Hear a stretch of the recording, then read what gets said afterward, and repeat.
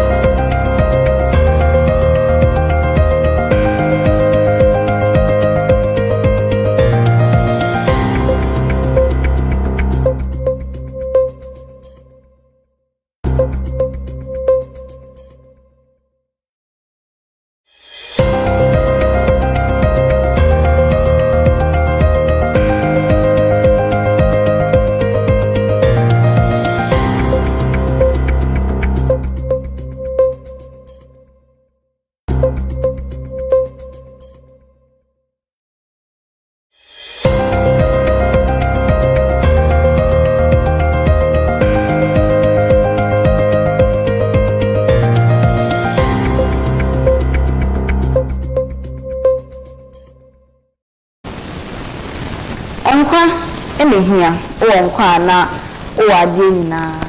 It's something I say at the pepper bichie. Na say ye wonkwa ye wadina na say ye de aseda ema twedi ampon kokroko no ankasa or no ankasa ema nkwa no san say so onya ka che say o time aso inti bra oye api wo high court kra na enye o time na na aso nti say ade a chi na say ye wonkwa na yetimi home wo so ye otimi nante otimi kasa wodidi ohu we bia entochima na aseda nko a ene yedi ma twedi ampon nyankopon ono na waye yesa yebe mo bibia achi bibia wo a wo hwe Coastal TV anopay say ye digital channel no so 514 no and also say Facebook and YouTube na no mo bibia achi esanso mo bibia akwaba eba efiase ene ukwada Wednesday the 15th of April 2026 na ade achi nko ade mo amunim dada Coastal TV ade achi bia de ayenyamu musa akwa na emom ne ebomoden se enhyehyɛ bia ayaye aye gitum ne egidi se yenhyehyɛ ebebo o manfo no eno ene ye de brem se ne ebe ya yinna ye kwani ebe abrabo no be kama fefefe nti na ya hye ase aye de motivation na hye ase yenye motivational speakers na emom no kakra ye nso ye beka de hye nkwankwa ade ye beka ama wonso wonye nkranhye esa no start with day na no break bibia kosto totin ema anopay aboafo bi na asayase ama Coastal TV morning mix jumedie ye de ebremo na mesre so se o sesa wa video no sesa wa channel no emfi Coastal TV digital channel 514 esanso ewo Facebook so ko Facebook na se o type Coastal TV kan hu say Coastal any TV no ekwan bia na mfimfin spacing bia ni mfimfin nti Coastal TV ebom now the Cape Coast and so asoso eno Facebook so wo join YouTube so I type Coastal TV no Coastal any TV no ekwan da mfimfin spacing wo mfimfin nti wo type Coastal TV YouTube eno wo behu ye wo ho na ne wo ma obia nso no anopay ye ne wa che no fe ye ndi njawo nti bomodin wonsa ka link no nso a na wache ama obia nsan baby a obi bi se na be ya obia nso encourage leaving no one behind ina yompuntu entia anopay yomfas da ema aboafo asayase National Petroleum Authority NPA omo ono masayase omo ka che se bomodia na use gas no no mo san ka che se ye na se petrol tanker bi enya accident aye pa che memfa o gallon no enkonkoso petrol enkasa o kwakoso diesel o kwakoso ne enye se enye wo wasade se wo so wokoso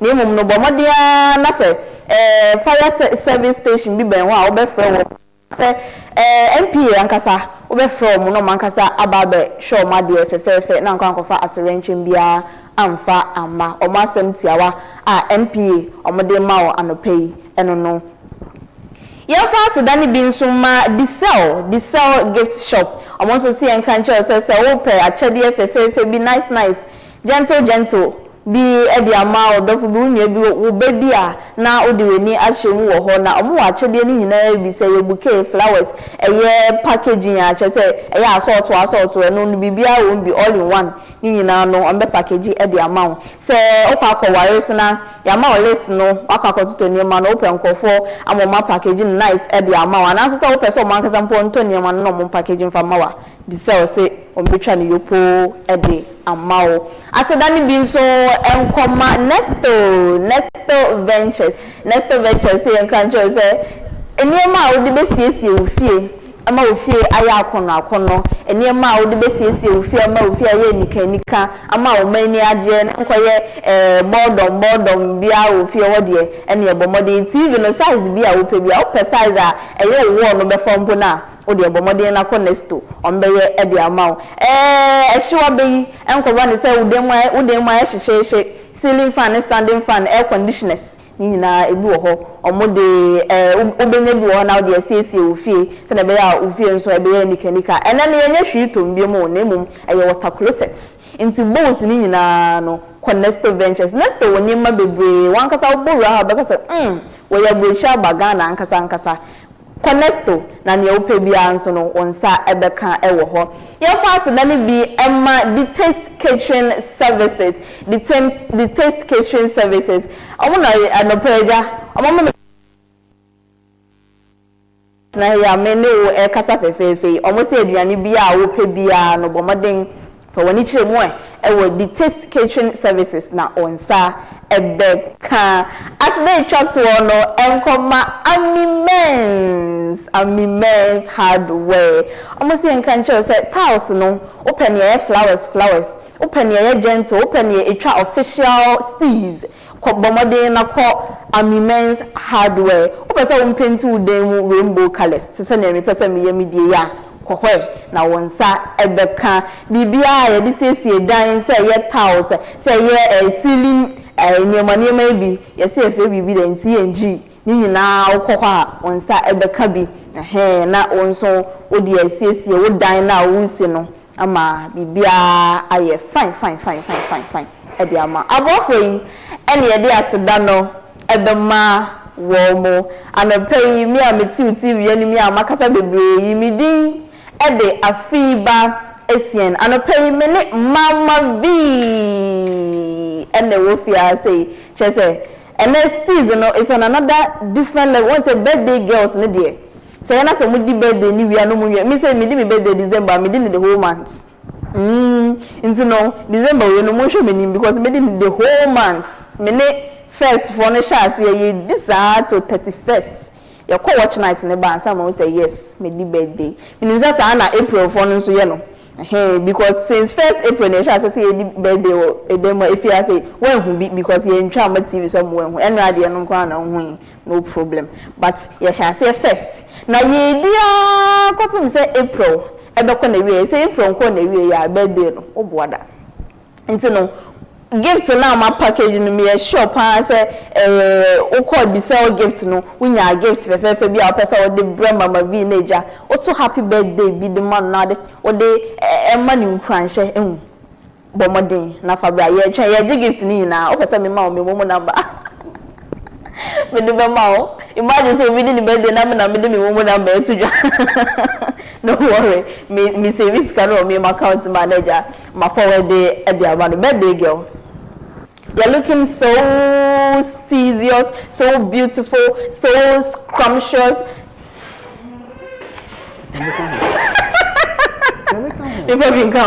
Okay, I made dictionary and I pay words I mean any. But Minyavia, the brother to Jama, we never home. Birthday girl. Yes, madam. It's the same. Nyamina ade ache enko ade nyame ayebi ozehena akozehena basa na oze nkwa ache hen sa na ne pei ya betina ha ya basum hen man Ghana nti ene da so ehuna wo shim birthday nyinare me fa akwenye edo na me da wiase ene da wo mama birthday no aye very very memorable. Okay, waya mo ya kona aha nti me da obiase the ended that wobuam ma megzi me birthday So birthday no ni wie. Oh. And they are the chain. One day after birthday. They are the chain. Belated birthday. It's that will be also as a come. Now and the pay I have free. I'm going to change. Was it when if we at so Coastal Television? Now in the park, your woman in the day so. You want a bit check. Sir. And the power mom be and then I didn't be check. Now the science no. Now I quite birthday girlie. Now I made it enquire Afiba account for you. Person will share a phone crime. So the bear will be on a boom of one pain. Will be young crunch and say Coastal TV at the Bemano. It's in Yanko. And the pay in Prances Samaya in Hanaga for a chair.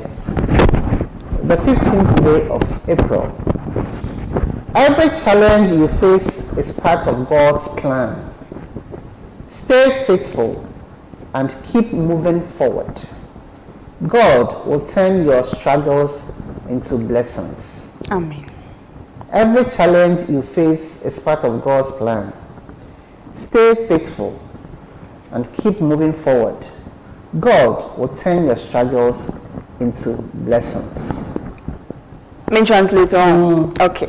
And so no, but for 10 na kind na e should anya bibia na asema no pay Coastal TV ye kan che wa ni se o how bia ube from bia no kai na hu se nyankopon obi moto o se nyame nsa wo ma na che se bibia be fine na o se bible ni baby e but o se nyankopon o ma bibia eso emma yeso nti je se social bia anasa amane bia obekum bia e kan yankopon hyehye no ho a wode ma wo nti no we me o se nya didie na wo se bibia no matter what koso ana ko wani ne wo ye bia no koso ana koso na ye na yankopon emme papa mu no obedane wo bre amana ye nhira ehe obedane wa mane hunu amana ye nhira anopei nkranhye nsema yewo edemam no nti za oye dzen biara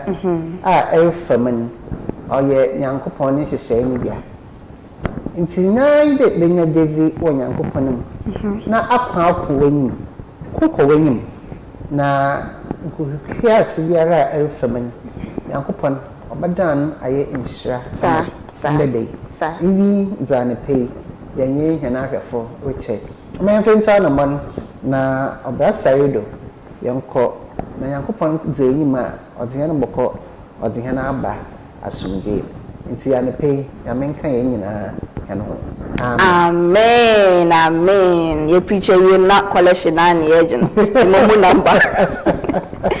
number ne ne yeje collection no so ana pay Coastal TV nkranhye sema yewo edema ahwefo etiefo ena no pay ye de amamo no de bia be mamo din say ye be hyemu nkran because ebia na bebia wote no nsemu ya na wohia say wo bete na akinya wo honhom akinya wo spirit ama won so wotimi aye bibi insense no we will never fail you only a nam nkwa de your own face your own voice endless a world of endless possibilities motivation no ya parking wo ebi ye mamude bia se ne be am nso benye nkranhye na mude no akọ fine na bibia aye kama ya ka ne saa no wie no na anopei ensem ba ko mienu ensa bia ye ensa aka no ofie ha no ye pese ye bie so na ye de to etiefo nyina anim na obi ehu ne ekoso ewo man mu ensa bebe na ekoso wo man mu de ne mum na nyi ensa bia ye ensa aka ofie ase no ye de ebema mu ye nyina ni se ba no ye package aduane se wo kwakoto aduane po wa bonte ana so se wo fie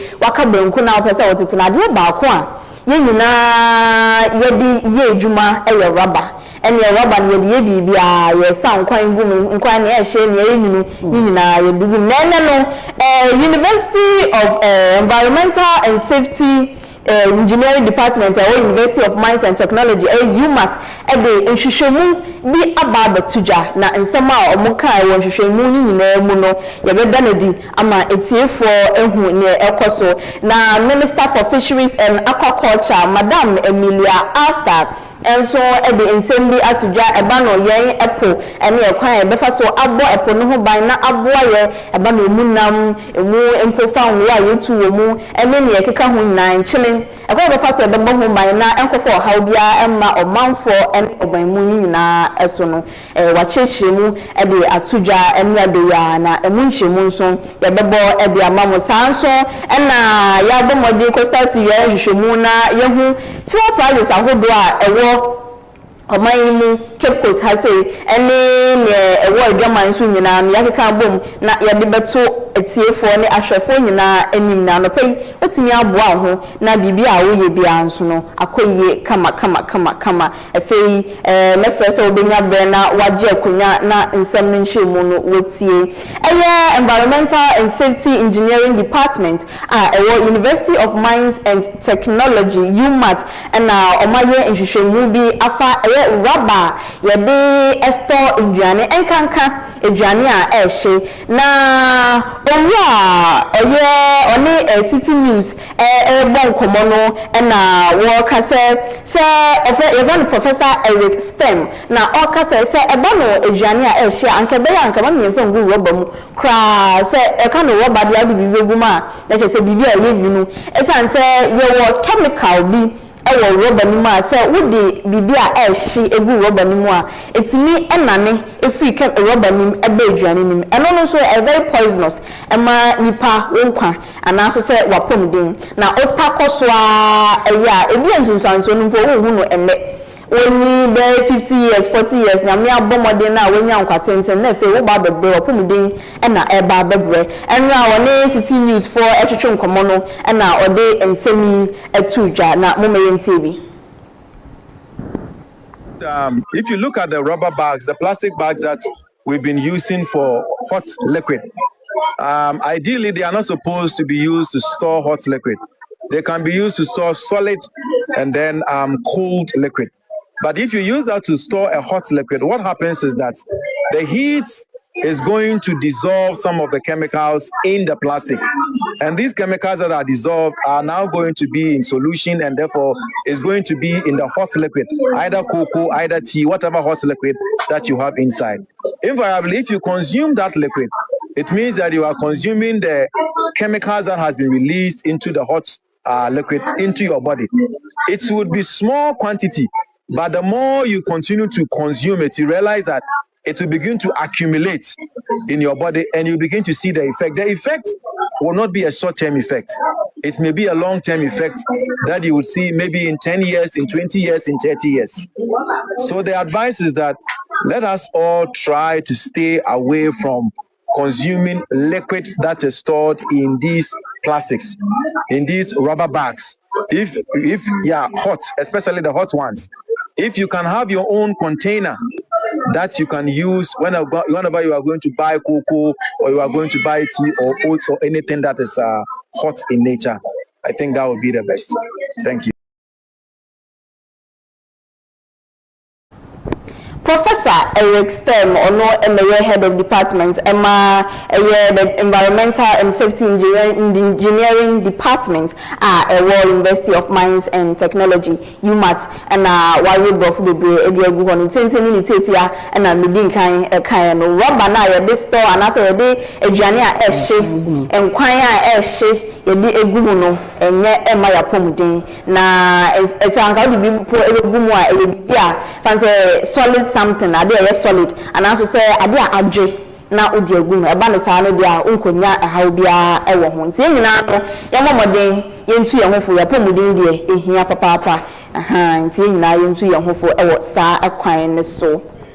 Yet was so na tete amino ka say baby e friend say Cape 3.0 Western region no you declare as protected marine protected area na annual day and Minister for Fisheries and Aquaculture Emilia Arthur odi ensembi etudwa na ochemi say sanka be anka na yonka ye humum na ye momodin say ba no epo na emfaso a enya ema yankasa ya brabo so a edoso pa empo economy no epono eboa ema economy ni ejina san say yemu bebre na eyempoano ya emi edwuma omo a mutu nchene omo a omo kofa nam e woposo no omo de bani nyina ni nyina boa na economy no ekonani nti sa epo no ebetimi abomoden asomye ni enchima ebebe nyina na wosi nyina ye kan hu bom na ye niema ebeboa na yabo epo no ho ban na enkofa how bi emre ye economy ye dada asetna na ye nyina no ebenya ho fa so emfi bebre a edi ye nim no.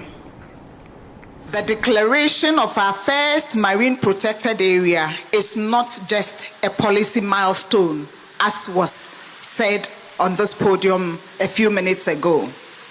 For us, it is a national turning point. For the first time, Ghana can decisively say our marine resources must endure. About 3 million of Ghana's population depend on the fisheries value chain. This achievement stands on the shoulders of exceptional collaboration. I wish Her Excellency, Your Excellency, at this moment, to commend the Technical Advisory Committee for its diligence, expertise, and unwavering commitment to ensuring that this process was firmly grounded in science, best practice, and national interest. Mame Emilia Ata, Oye Minister for Fisheries and Aquaculture, and Abomode Ede Nsemi Atuja, Ebrana Omo Lanche Marine Protected Area no ewo Cape 3 points no, and na Ode Nsemi Atuja.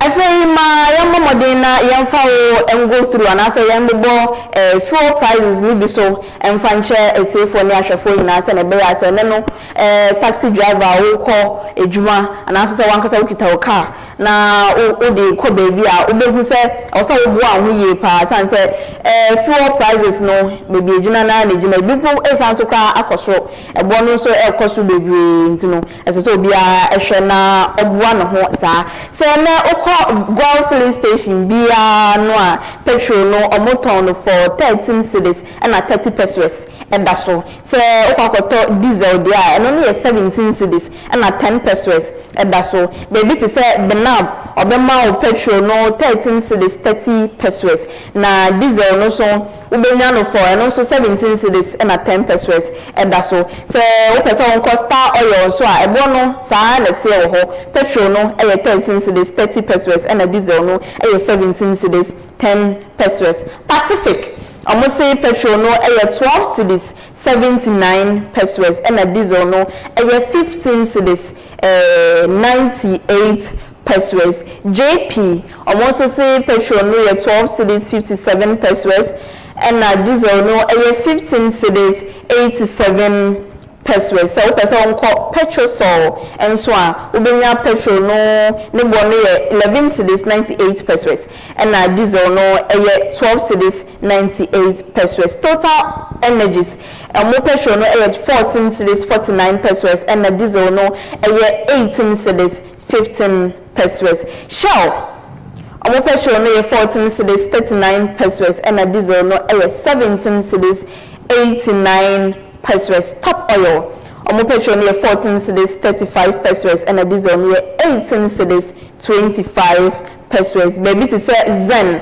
omo petrol no 13 cedis 57 pesos and a diesel no ejina 17 cedis 97 pesos. Fresh oil omo petrol no 13 cedis 30 pesos and a diesel no 17 cedis 10 pesos. Just say diesel no de ejina 17 ne 15 17 and 18 cedis and in the echo pesos na that's no what the kakra because count na ubenya the next number and petrol no so ejina 12 13 and 14 you know it's say for you na yesempa and then you na yemboa ye ho se ne be ya uju baby na petrol san diesel san ubehu how be budget no na ankwankwa how daily budget no eso nti anopay kakra ya ka me sure say fuel stations bebre ewo ha yambo so nti say ukọ Bank of Ghana omo website na ubehu ni aka ni nyina ni ewo won peso aso ni won peso aso nyina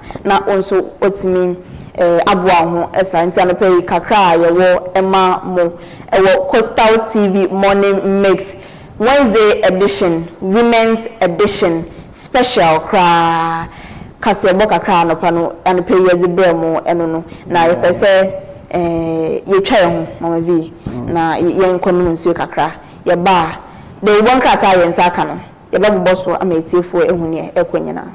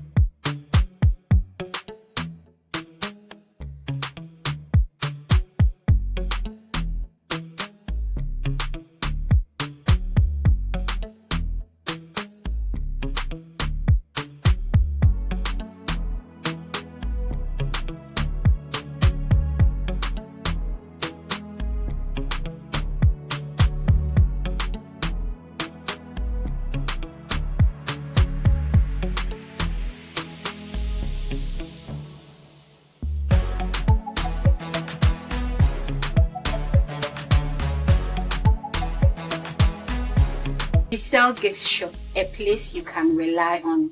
You call on us and we will deliver. Thank you.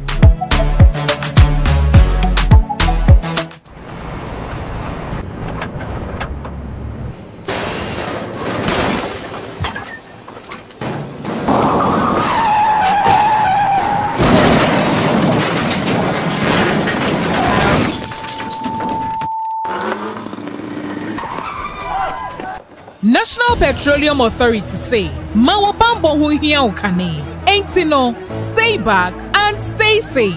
National Petroleum Authority ebo bibia kokose se fuel tank enya kwenhia na edane a menko ho nkwaye wadwen se okosisa petrol ana fango no na afin so menye wadwen se wo ben fuel tank enya kwenhia ne ho akwa kodwetwa videos ana pictures na petrol ana fango wo hwen so uhua ko wo mu a enye sunsun aso bone ewo apomodensem so fango so eho ahometinti no enfom so akitu ebi ebetumi ameja tom amana gise ewom eba ne saa nipa dodo timi femu hihye ehwe mo nkwa emeja pade dodo na nso esei eno nti memfa wo nkwa nto chacha enye saa obenu ho nkwa na nyina se wo hu se fuel tank bi enya kwanhia na adane amafango no ebugu mpa hwa na wa aman ho da stay back and stay safe. Emomo no aya fredum jejumayefo ana posifo no momehwe nso ano utumi nso efre National Petroleum Authority ewo 0302 550 380 kaise wonkwa wo hoi ehu hia bebre esensa afango no kokoboi National Petroleum Authority enede bro.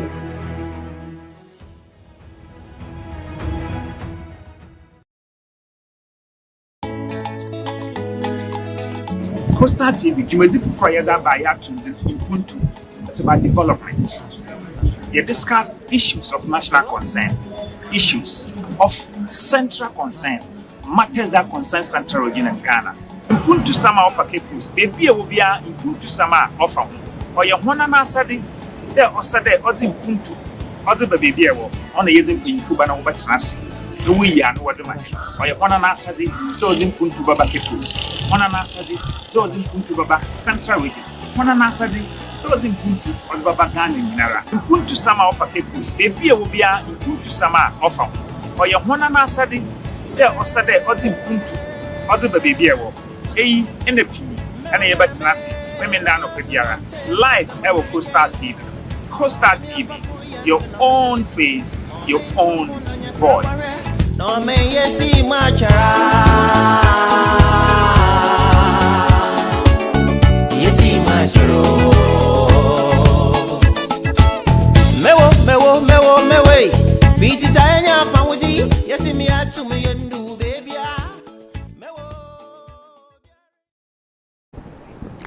I was for your child one by na say me din kan kan no the one krata yensaka ewo if you say no na ye bebo so ama onso we hu ne ekoso wo ewiasa fane nyina na ye sha say dia ne na ye mfa daily graphic emfa nsha say na enim ha no wa say at IMF World Bank spring meetings world applaud Ghana's economic turnaround na meeting national IMF World Bank spring meeting national ye Minister for Finance Dr. Kesolato Forsen and the Ghana report no ekoto ewiasa fane nyina manse nyina enim se sika na mode maye no IMF sika na mode maye no nyame ya adom etimi adane no ama se economy no ejina ne na so pintin eno na mpanyfo etie results and also report all the coin no so mo apiafo Ghana for mayade pa mayade sanse mama yensensi form na report amode baye de emode ankasa no nti se no ewiasa fane nyina mpanyfo mo kohie mu wo sa meeting na se nyina eboga na abaso se ya ade se yetimide ye economy no esimi ekonsa nti no ehono asema ewo hono no government pushes for dedicated TVET fund reforms and aban echemu sanko niyema na se onyayanka TVET ye benya sikafoto bi a eno no ebehwe TVET aspect na ye be support TVET aspect no na enkoba ne se ye de se bo aban sika ye de be nyema hodom na emom no ye hwehwe sika foto a eno ankasa like ye de beto so se we no ye de TVET nko a ne mo ye mfa nye bibia biem nti no aban bibia opese oye eno no world meets in Ghana to honor Asantehene as pillar of peace in video dance say boko nsensem no ebaye no Asantehene ye obi ana ogina mu pa say asundwe ebeba eno na ewiase afane nyina mpanyfo binom abo Asantehene abaso say wayade say wogina mu say obi a obeye asundwe hene menkanesa ama asundwe aba ewo Ghana ha sei ene mia bia ekeka ho anopei daily graphic nsema odi aba no ma mento aso na memfa junior graphic emfa ento aso na ochema students teachers loud new SHS selection policy sene maybe etwa me din kan say me yebetwen results no akotwe BEC yebetwen result ne ba ansana aka select school onko select event school to ho na ebeba no 100 ye de ko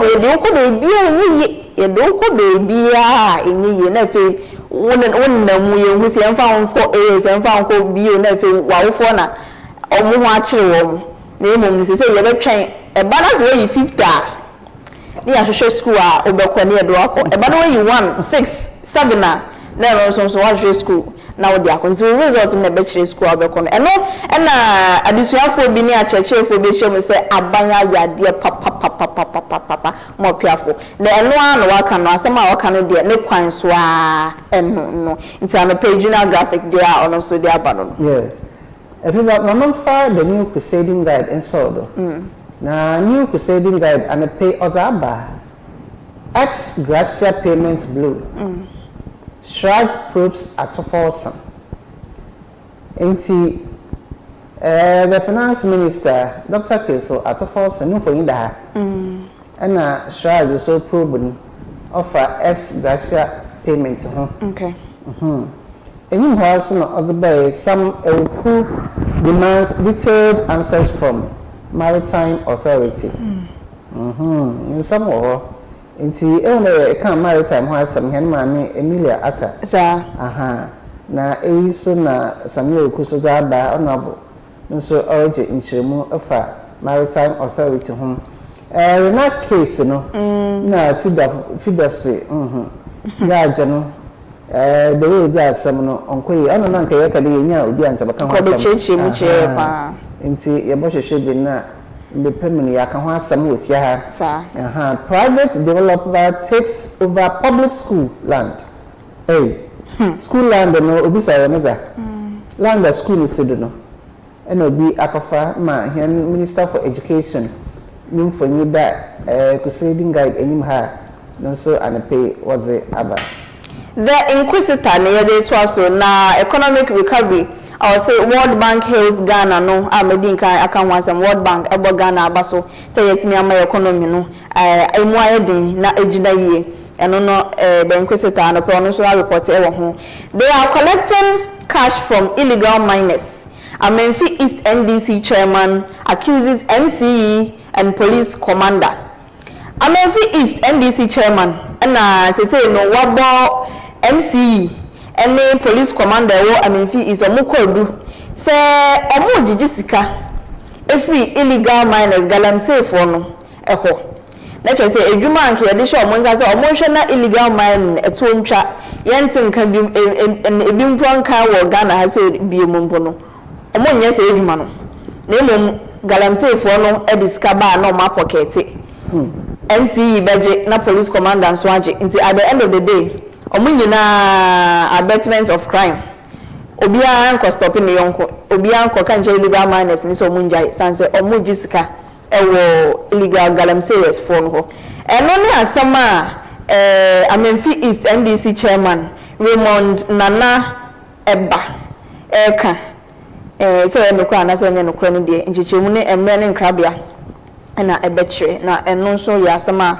inquisitor eka Ghana pushes leadership in global digital standards technology and was ye bomodin see ye dibe ye adwuma pa because Ghana yeso so ye pese your course space no in technology a digital aspect no na say me call hospital na me call hospital a check nti me call na mo da so o say on J card on nya folder na de no na me say ade ye da so ye because by now ka sa de na if you because previously say me call other private hospitals na ye nya sa de no ye nya J card na Uber register all right. It was paperless. Yeah, it was paperless.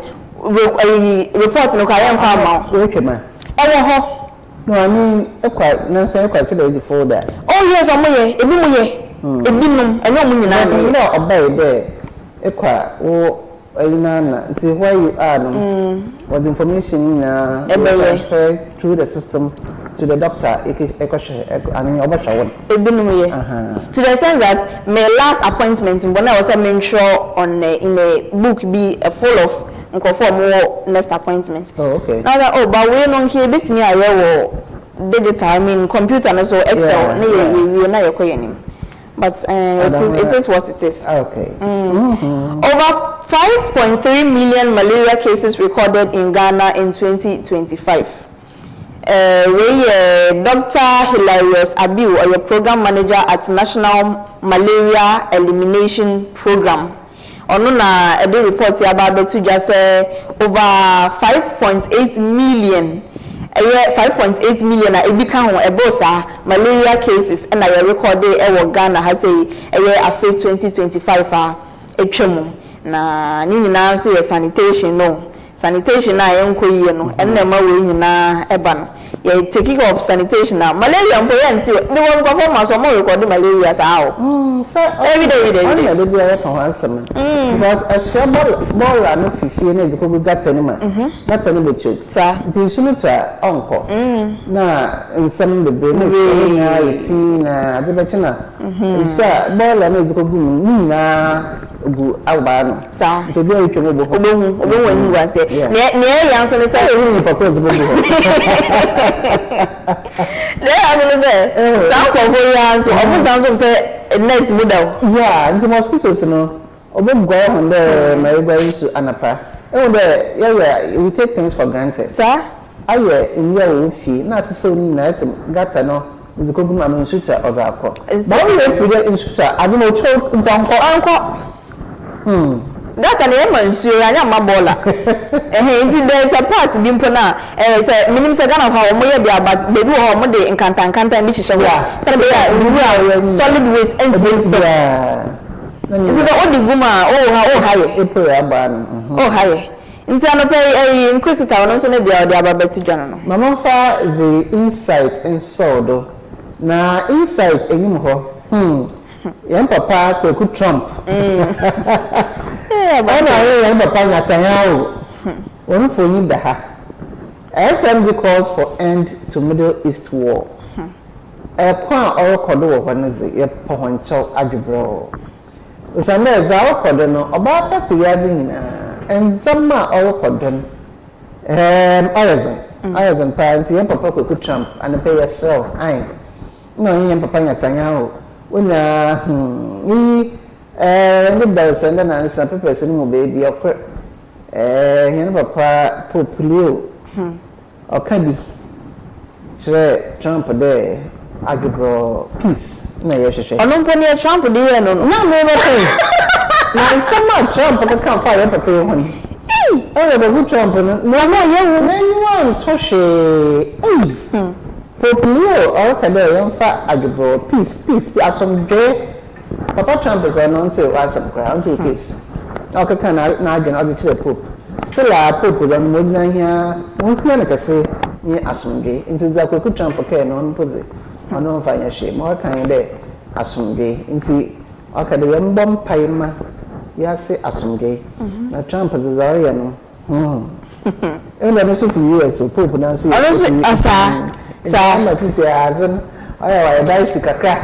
but me now, Papa Trump. Some years ago, not Pope Nipebia, Yen to telephone. He was the most powerful person in the whole universe. I'm not going to put a million times.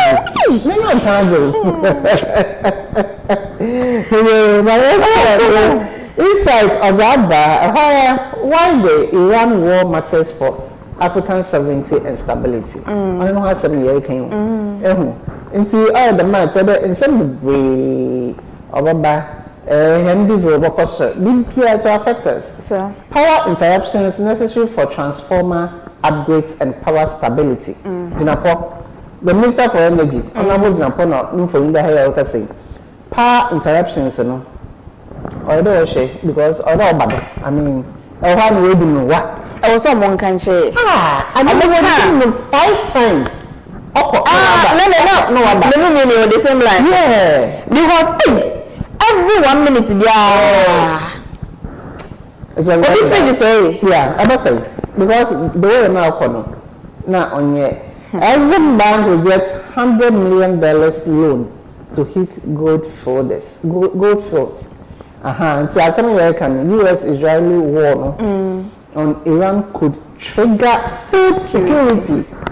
As some American job losses and on high fuel prices. Afiba, as some American insights of that day.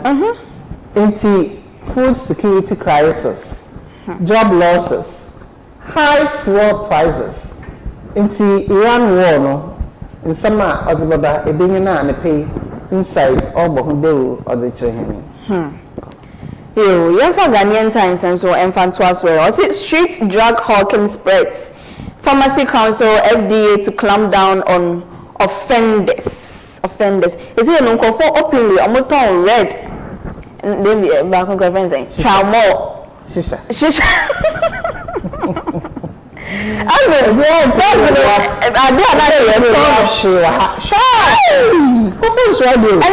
watch in the party or Western region, but red the name. Yeah, you travel. Yeah. And see, sir, I'm in a motor magic. And see, if you are a better, so I'm not an amount of magic. On your pharmacy, what is going on? Very bad. We are not a pharmacy. Definitely. Into no BBC no. We have pharma license over the counter for one month. Your pharmacy license. My problem is why you don't want second the moon. And no me asem. Because the Food and Drugs Authority or something. How do they get the drugs? No, to more on openly. Openly. And now me baby, and I mean, billboard be. And I say, hey, make a driver and say, Ghana hankwa no bitimi mount billboard advertise bleaching cream. Wow. Obi anka ho. Keep close here. No 2 times. 2 bill akese ni bi na nkete akese ni bi. 2 billboards bleaching cream. Hey. Wow, I'm a person. Inti abis say eti say ya ene na ebeba ne say no bi nsan ka tramo ene red na on ton odum. Billboards akese ni bi o enye nkete bi obeka say o we hye corner bi debi. Inti we no timi say nipa kwa akwakotua sika na ye the billboard no ama no say on fa advertising the product bleaching cream oda so. Wow. Yo, what was it? CSOs push for 1.65 1 cedi 65 pesos fuel price cuts. Okay. Also, maybe a job moment they want fuel 1 Ghana cedis fuel levy also. Yeah. So you use that fuel levy no na you san so 65 pesos aka home. Na CSOs say aban mama this say no fuel price na our cost it choke. And auto 200 yeah you crack car get to auto 200 cedis you have bought nothing. 1 minute be I was on top of 200 cedis no. Come baby do level there so it means say you have to buy for 400. Oh, area zero. Easy. Area zero. Yeah, so more. Okay. And then more for can into one more measure. Yeah, can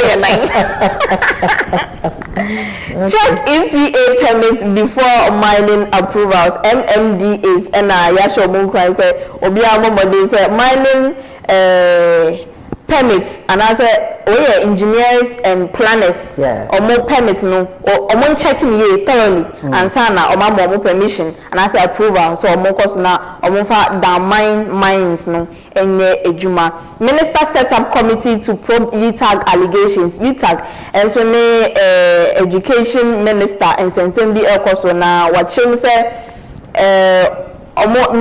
committee mo be hwehwe sansensem no mo set up se ne be ya menya ensem no krabia ewom no ene ne ensem a the Ghanaian Times anopay or the ababetuja mama for as for daily news in sodo na as for daily news no pictures be brave wa ha na akra ezikana me pede yeka ho asem o say concerned drivers urge operators to hold first amid expected tax cuts. Okay. On the taxes are that to oye found good no be if you don't drivers are open and check.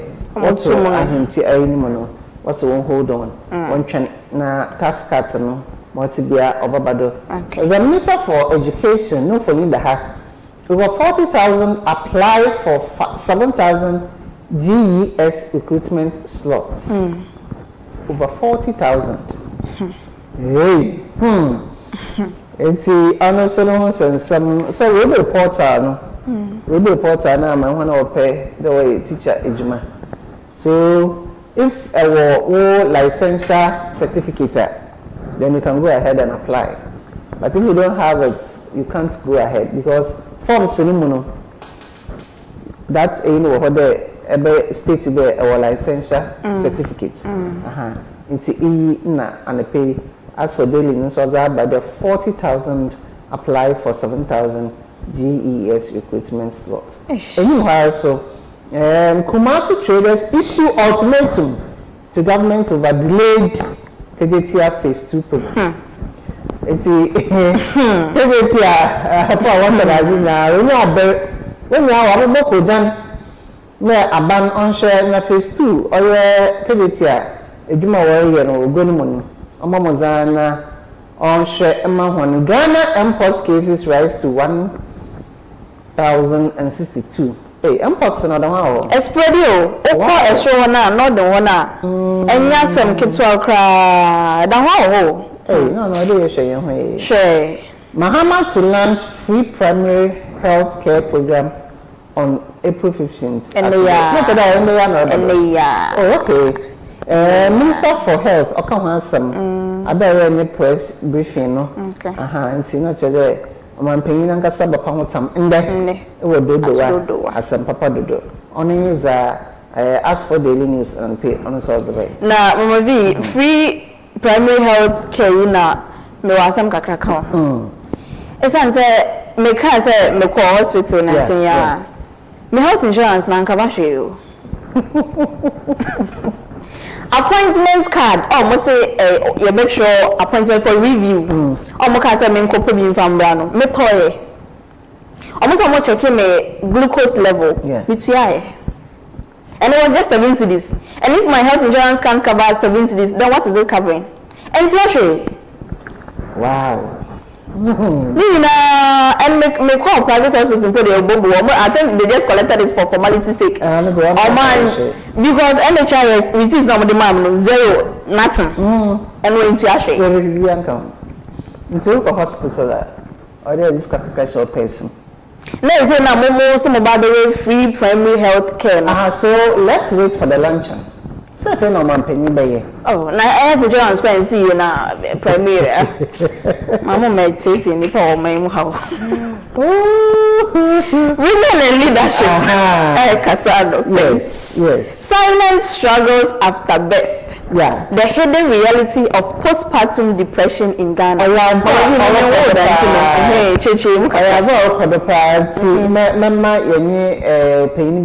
Okay.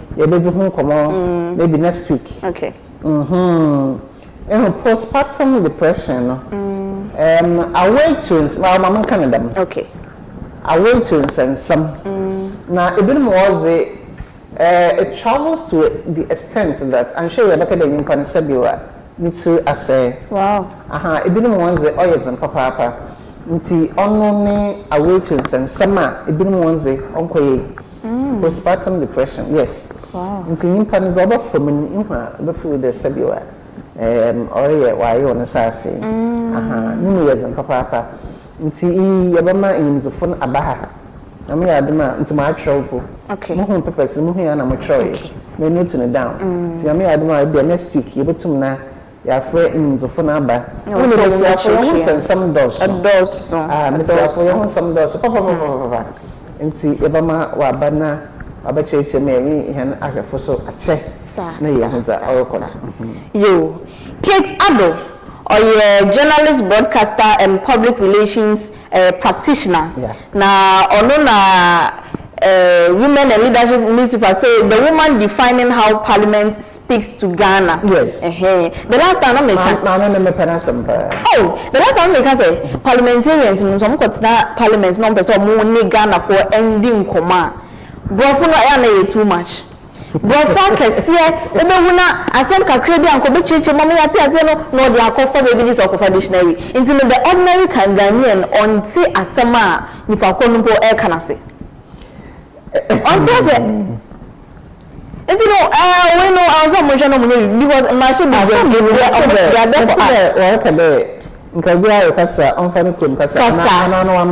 oh, you can't want some year who did but it time being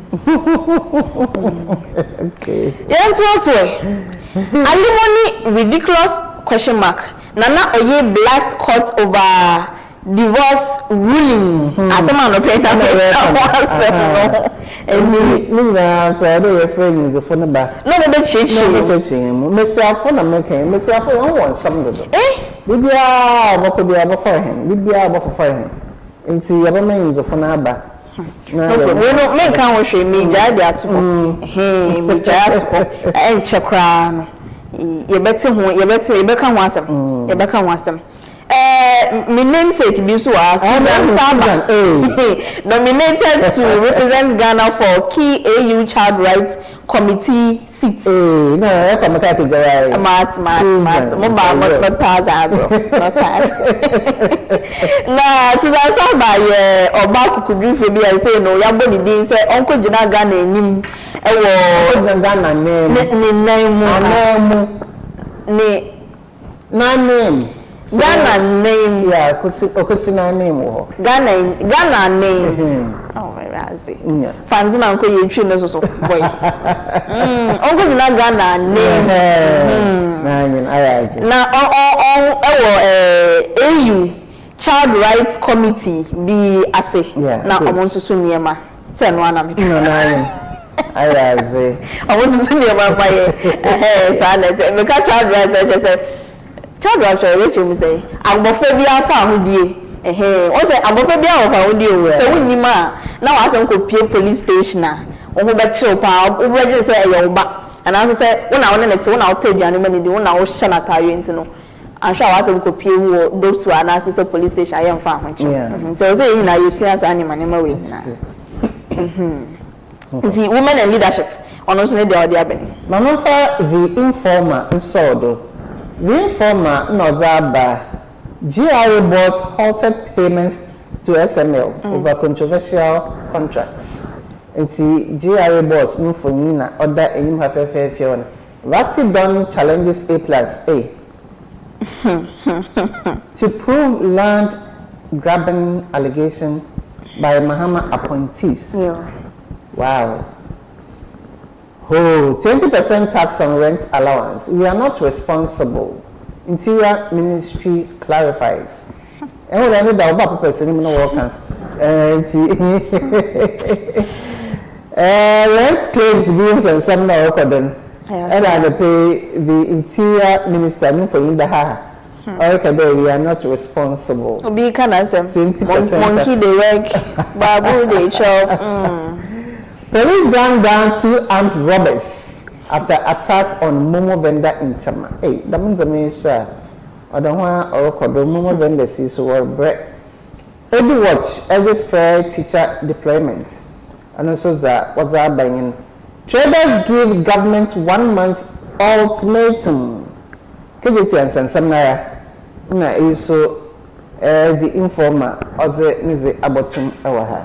Yo, the Ghanaian points, and so Eden Diaba has say na anopay Minister of Education for you that has say or teacher recruitment we can only clear 7,000 out of the 40,000 for now. Haruna Idrisuna say. This is a really good idea. Can't catch the armed forces. They are go for the 5,000. Saying when you didn't come home, say 40,000 more apply. Yes, but another 40,000 a number. No more. You get me a form. 7,000 pay. It's financial clearance and it goes for only 7,000 applicants. No. No one will say we know a system and state dominance has weakened private sector growth. J.A. Kufuor, former president, and all casino chima. The way are buying politics means and some no AG economy na fano. Ema private sector no pono. Omu nya home. Omu you may be na abba form unless officer starting business wagana has a young taxes are be too young. Ube na or capital ni na ashe. Untimi nyehwe nti no private sector no omuntimi nye adwuma to their full maximum na mom no me say foreign na bi eba ha say na so ba be adwuma omoma no tax incentives sasa mo rekwa kan say subsidies and na mpesa meka subsidies just say abaye taxes ni bi Afiba na mom no we are Ghana ni a ube bresa get taxes ni be free so that because when you're foreigner. Poor me I really were SHS. I say the land the Yankasa enemy the land no. Your poetry it's a very beautiful one. It share how a buying governments it's me at many per council. What's me go me? Yo, to answer the Ghanaian publisher also Odibi Abana pay import interest behind maize. What's the name of yo minority no okay. Minority so na say waka ni nam koko ahabeni ma da wor bo mo koko ikwafo we wonsi kasam akoye if you do we be ikwafo na mposi minority for one parliament one yegina one no nja na mba koko and na the police publisher that they say import interest no owo ebo domina ayako isem minority for na won so work say and na za na ye ka ho asem renak case no federal petition chief justice into no so ye bo hwehwe yin for them ayakan na wa ba kan mu nsam kakra kire gold board CEO Sami Gemfi so no for you that enyim ha na pay gold trade powers Ghana's Asia export boom into no so that and pay of the bay. for the Chronicle, Enfant also and a pay IGP Infoni that has a IGP Yohonu promotes 10 plucky cops who filed armed robbery attack in Tema. Ochema, police for a dubi 10 bi or my bomb home na armed robbers for be or madrin san combeding yaman sem Tema.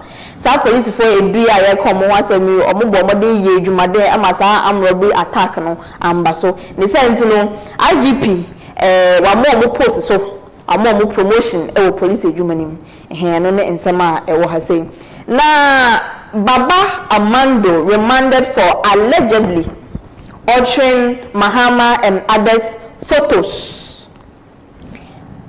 Adeba ko say na ya say when you see obi photo obi phone e de ye bibi na say nipa ko no enye no kre to say defamation and also say nipa ko ne ma permission say ya. Yeah, without the person's consent, straight away. Yeah. A man etiasa.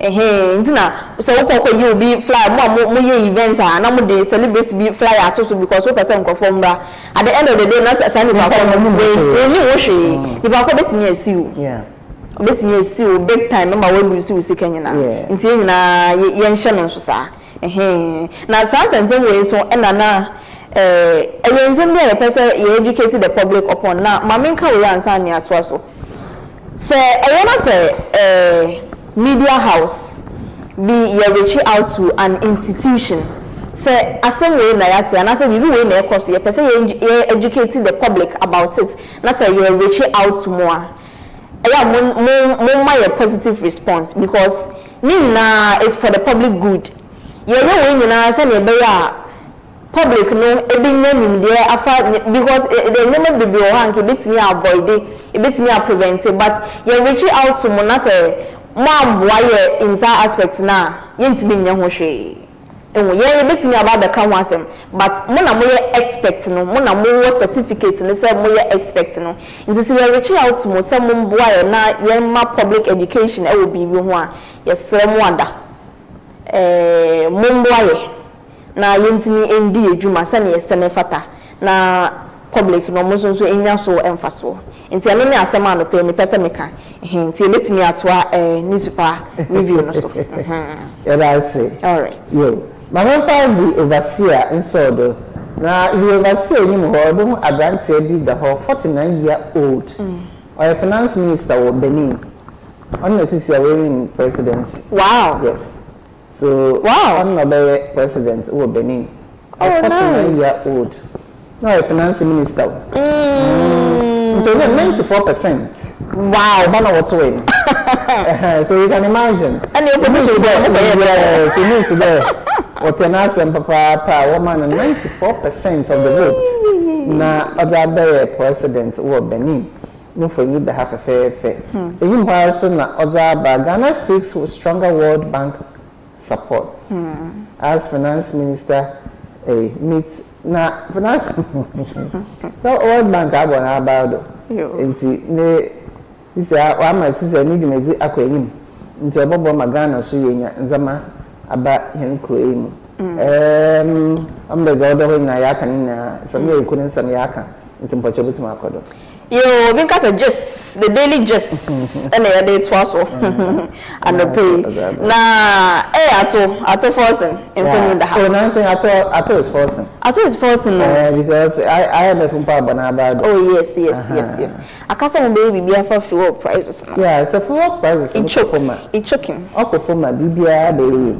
Because on the BBA fuel. Is part of the show. Oh yes, very, very important in the economy.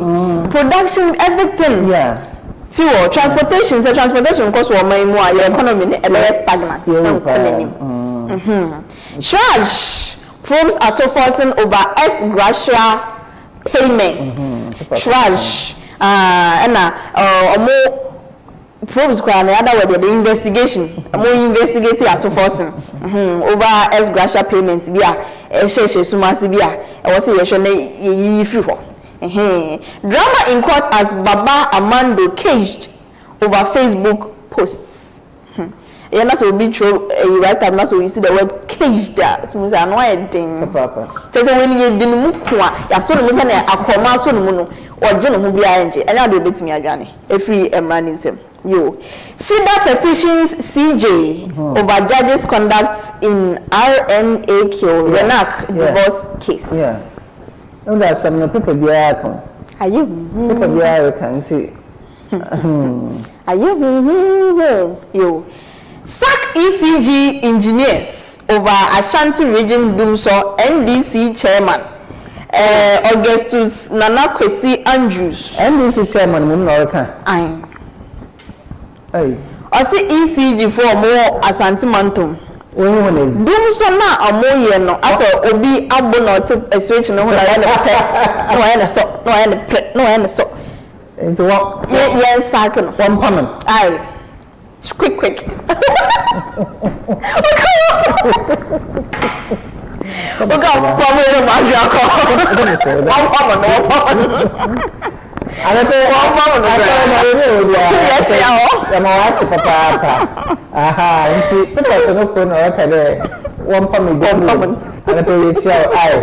it's your one permanent. See, former CID boss storms court with defamation suit. COP Faustina Ajewa Kudus Ando Kofi and Ode in Zambia court and man because obi person defame no obi person good no fin nti no o mention no mudi na asem emma and pay the daily gist or the gist aba Mamemfa daily analyst and so there Mahama launches free primary healthcare policy today. 350 health posts planned across 150 districts. Oh, okay. Ntana pay am paying okezi jumebi ya ka ho asama of free primary healthcare no na ana pay in the day by 15th April na all pa hotam. Nti ye wa reshim de bibia obokoye mayenya yenya apomuzin papa wo mani Ghana's economic progress needs public-private partnership. And the PM papa, the gentle giant, J. Eko, the former president of the republic. Now, them orca if I hand economy no home. They say obey the public-private partnership. Obobuamahen economy in Akonim.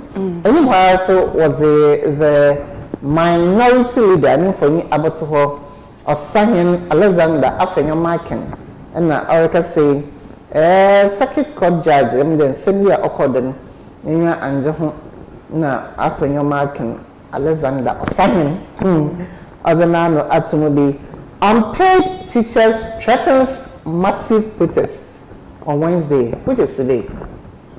Wednesday they end up. And they are teachers won't share when a cow on the binum. Na teachers na munju omo ka musa anso ka for 7,000 account. Kakana mo no munju omo ka mo.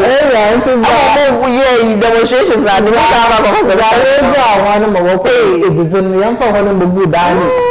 Na yes na ka fe wa ba ka won. Adio. Wa sam no owum papa. Omo Enti eni mwa so na the Minister for Foreign Affairs Honorable Okujeto Ablakwa Mfonyi Edaha Ghana rules out foreign military bases into honor na order Mfonyi about her Nungwa Palace host global diaspora delegation in strategic partnership talks.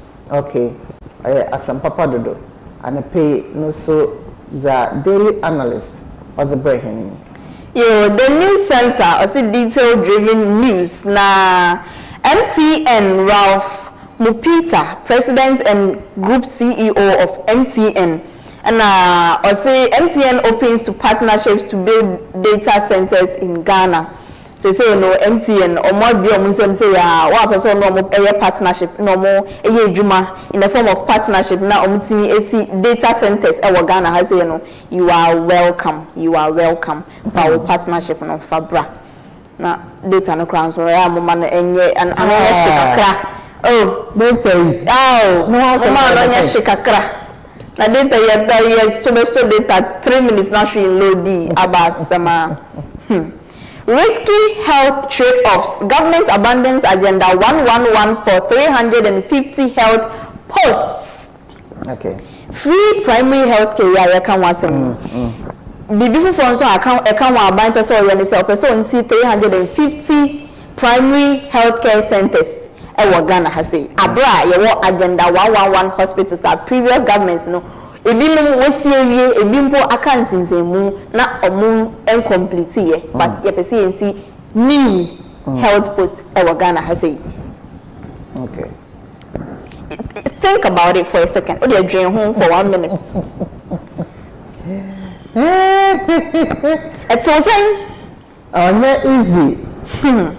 I answer more. Ghana.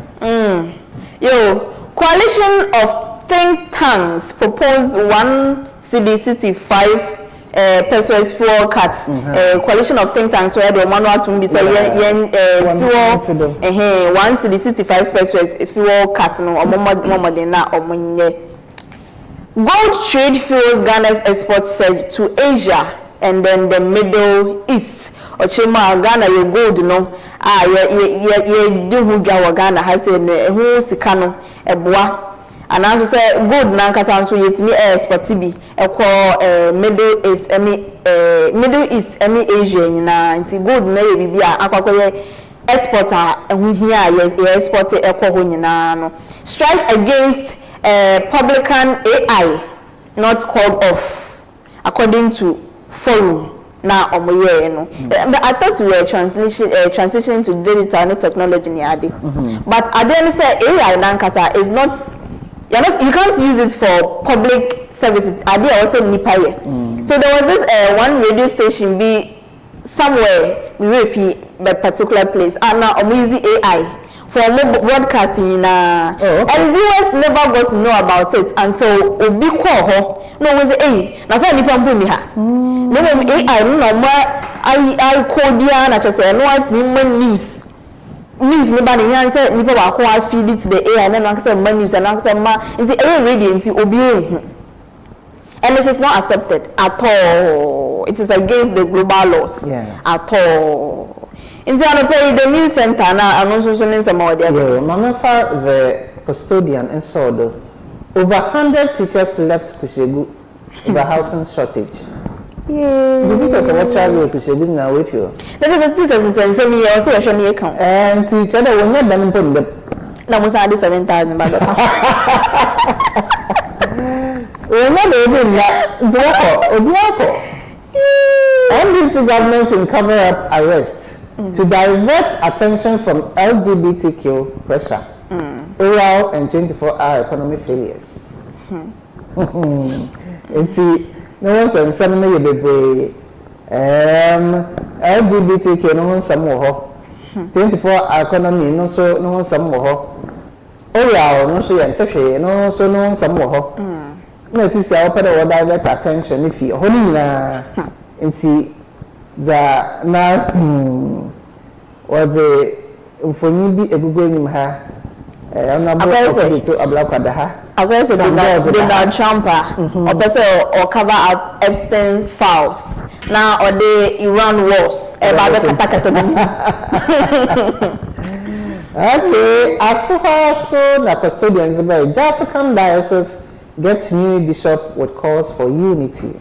And see, Jessica Catholic Diocese of Jessica, Into the plenary on the 11th of April, and now when Bishop Foffer, Catholic Asorno, say Bishop when you're 75 years, or retirement. Oh, 75 yes. Oh wow. Into 75 no, or the echo one Jim. Na was a for Ebashawani Muna or she Unganku Nodo. Into on na 11th April, Jessica was she Bishop Foffer. Na was a ma Asorin. Until it is a Nippon or that don't is our friend Emeritus. Emeritus? Yes. Okay. Sunday in your phone, so no oracle Jim. Into CSO soon proposed that 1.65 fuel tax cuts, and the paper person in I can have some almost in 1 year. Ghana, Yena, and talk a crack. Because fuel prices, So Australia, okay, Bibia. It is choking. Okay, Bibia, and see, ever said the one share now when your man and pay custodian. No, so as a bay. The Metro Lens Education Minister endorses inter-regional NHIS quiz for SHS. Education Minister say no.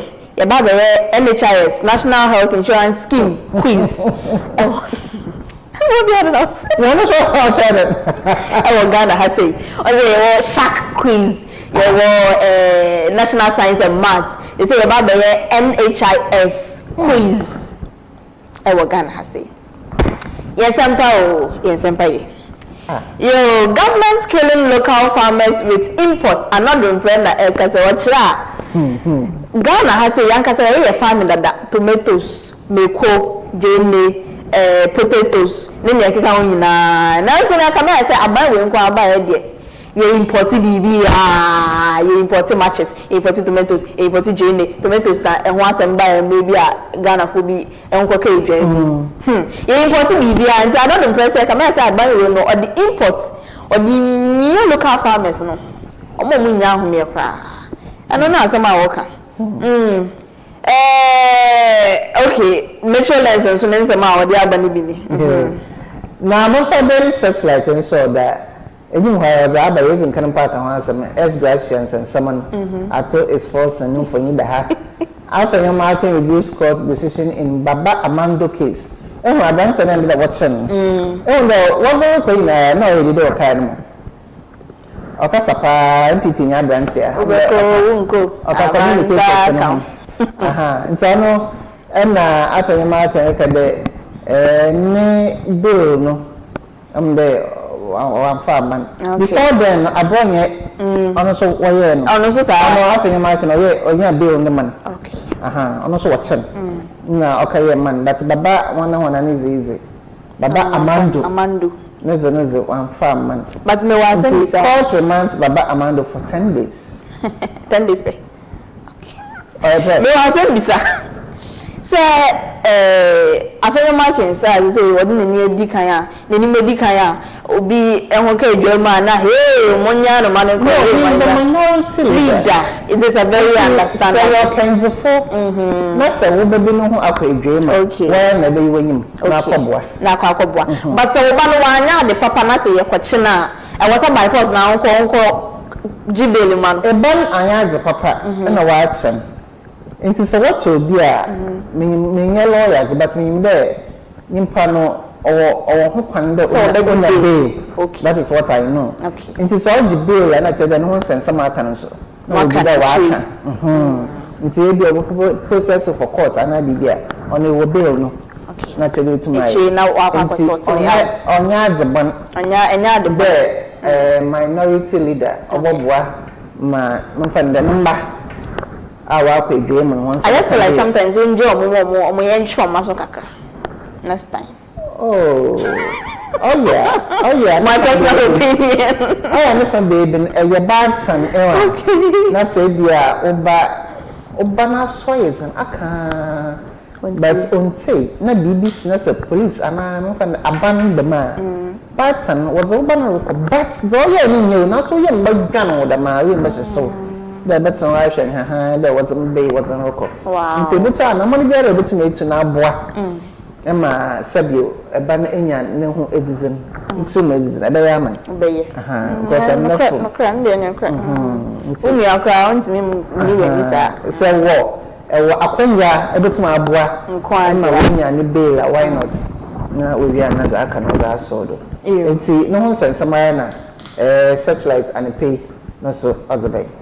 The new publisher, Essien, Hands Off Businesses, Kufo insists states must not compete with private sector.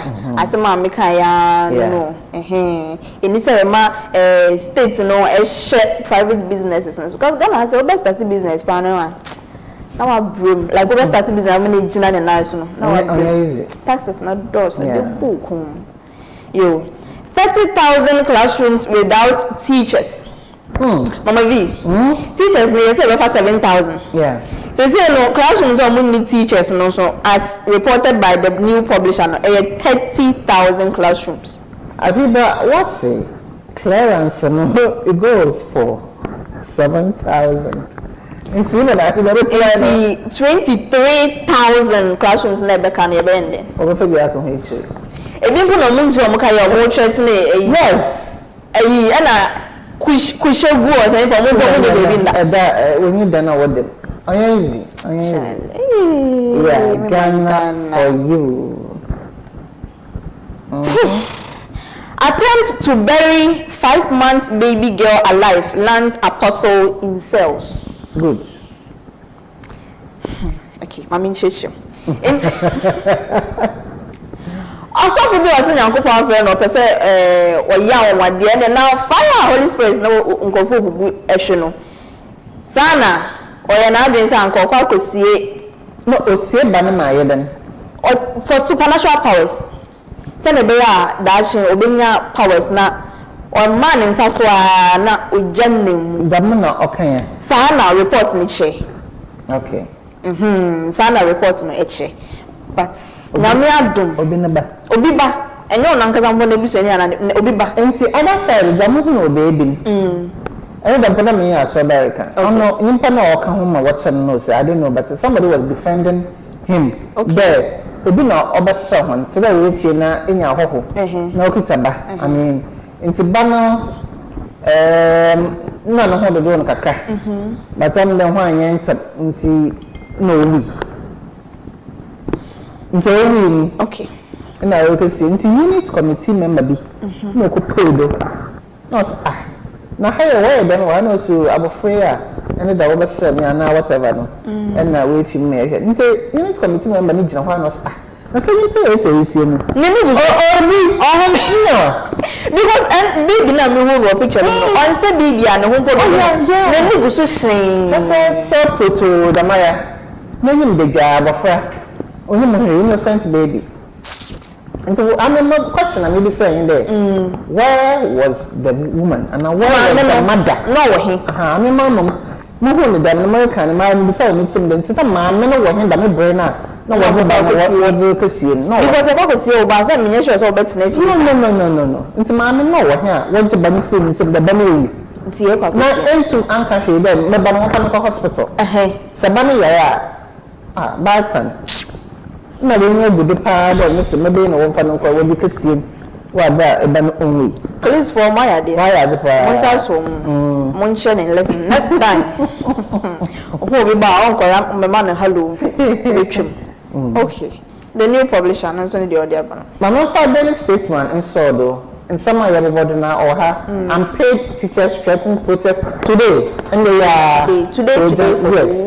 On the her. And honorable another pregnant some I can farmers no import some so or the ha na hen papa for now some more can we need partnership to drive development and so yen papa for now some no and also or the figure petitions chief justice over no so renat divorce ruling no so or the abba statement enyim ha na so ye kamu asem ama yo anka me the daily guide na eto so but some na ewo ho nti me kohwi na makọ the Accra Times e ho na anti LGBT kill plus debate no and Mahama will sign the bill speaker Babin and Osha Ghana for nyina nkran so bia anka na koma nto ni president Mahama oye ben kra na obe sign the bill no e cheche se ben kra na obe sign nti no obi anka na koma nto ni yam dem bi nkwa na yanka ho asem Babin eulogizes Ewutu Senya East MP over leadership speaker Babin and waka Ewutu Senya East MP no ho nsem the that is a poem sanse wachre the leadership means translating is wachre leadership position mu ye mo fa na sa. So banza exam or yaza wa penyin papa. Yes, as when yan ho banzi juma or yen. Banzi is what? Leadership. Okay. leadership. Yeah, it's another speaker abona about so why so why I think me aka ni na no punch no okay a punch and pay from vision to action. Dr. China's grassroots revolution. Okay, so MPPs and someone elections all there there will be in the campaign or yes. or the and it's all kind of to force nina ya kan ho asem ntam da yezebesi ha na yetwa yen ho aba nti I just say the workers and pay about garden or no need to cook on the Abba Mahon. You die in Hamba, Yaba, you business como, Yaba Sisia.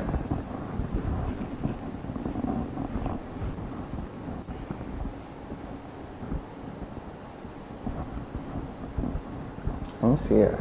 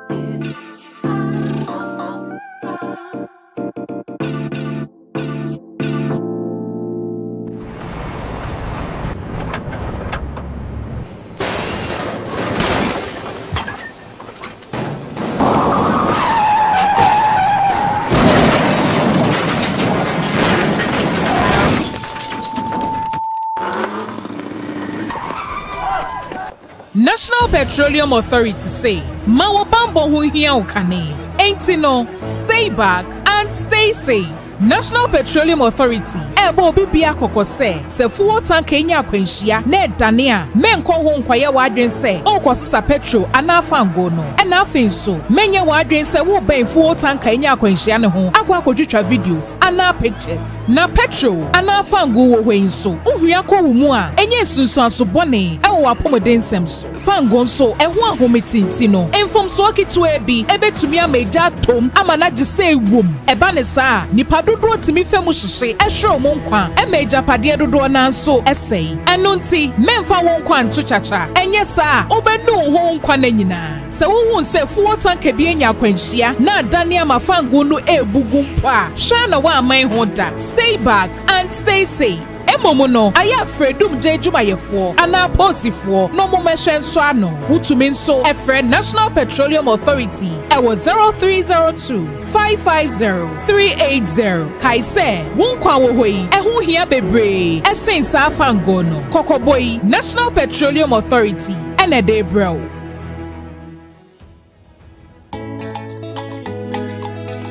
Coastal TV, Jumedi Fufra that by Yatunde in Puntu.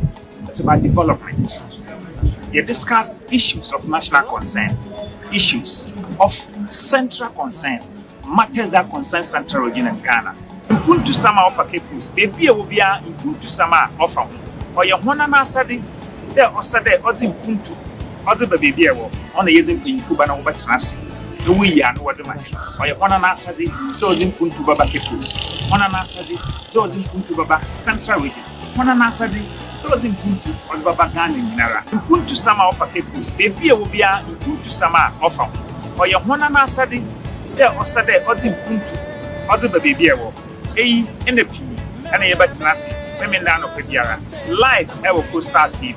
Coastal TV, your own face, your own voice. No me yesi machara. Yesi macharo. Mewe. Fiti tanya famudi. Yesi mi atu mi yendu baby.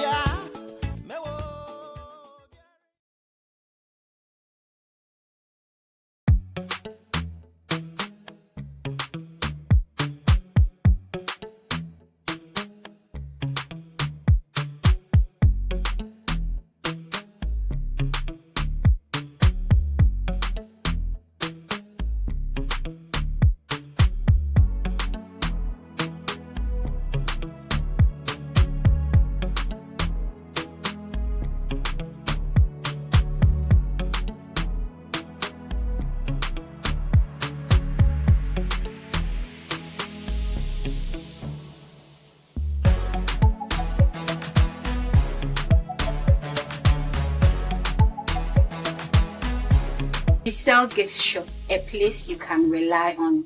You call on us and we'll deliver. Thank you.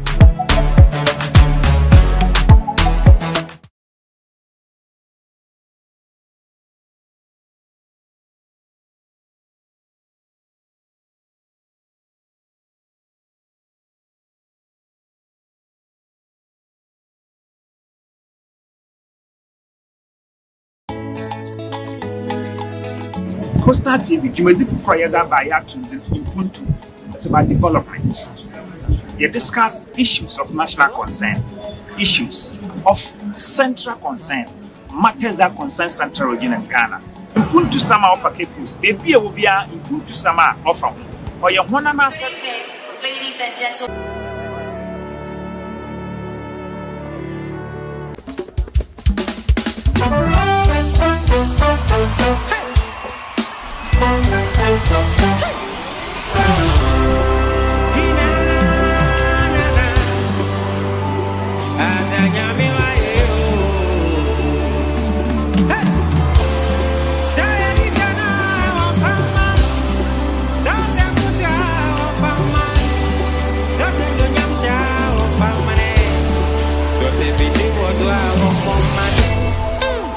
Obidia seda baba, obidi nyumto baba, obidi nyanyo nyambebo, ebebo wakade nyamiye.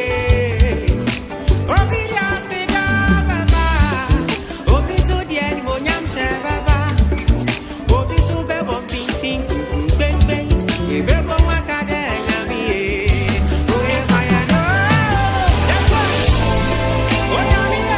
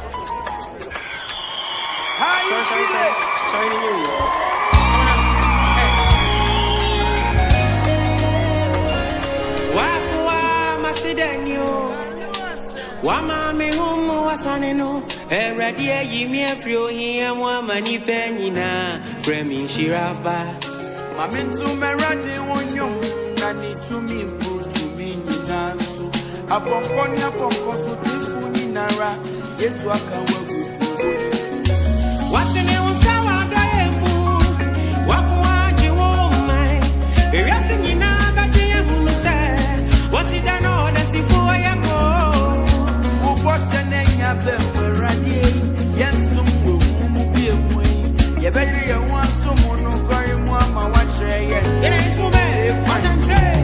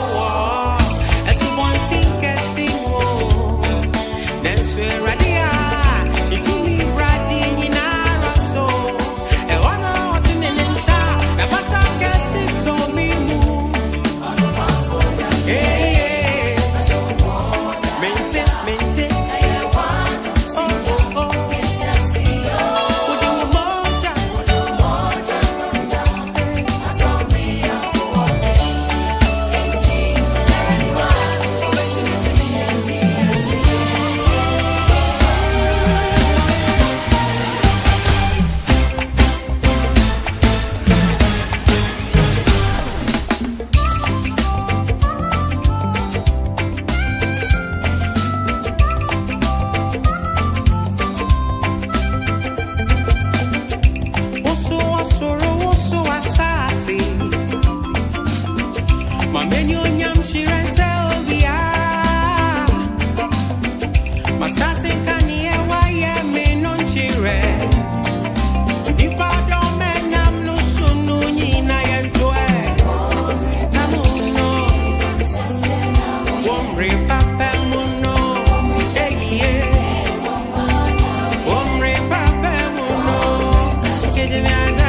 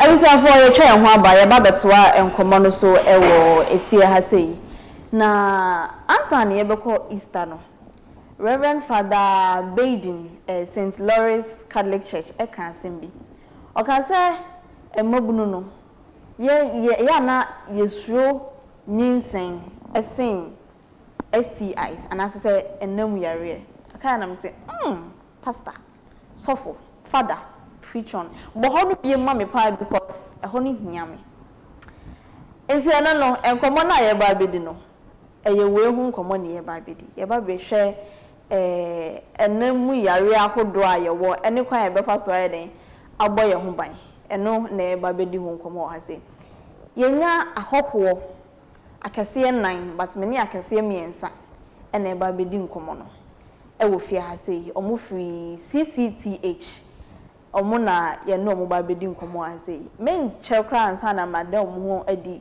a kire ma won so hu nipa ye no mo ba bedi nkomo na emu no mami men kawo wa ha sei se Coastal TV morning mix jumedie no e twagu e wo Facebook ene YouTube nyina enti wo ko ha onsa bekan na ne ewo bia anso no onso wo hu ne ye ka ho asem e wo efie asei ya bo afọ ne ye NPA National Petroleum Authority ayasem wo ya yo na ye mfa so da ne bi nso ma diesel na Nesto Ventures omone amiments and the Taste Catering Services and also ya say amano pay ye the Coastal TV morning mix jumedie Wednesday edition women's edition special ye the bro into no menko baby abo modern se ne ye ebetena hafia ya na ne wo bia nso no onsa aka ne edi kan hokwo kese a odi kan ampese me da na di eche no eye Miss Benedicta Emmanuela Afo oye public health nurse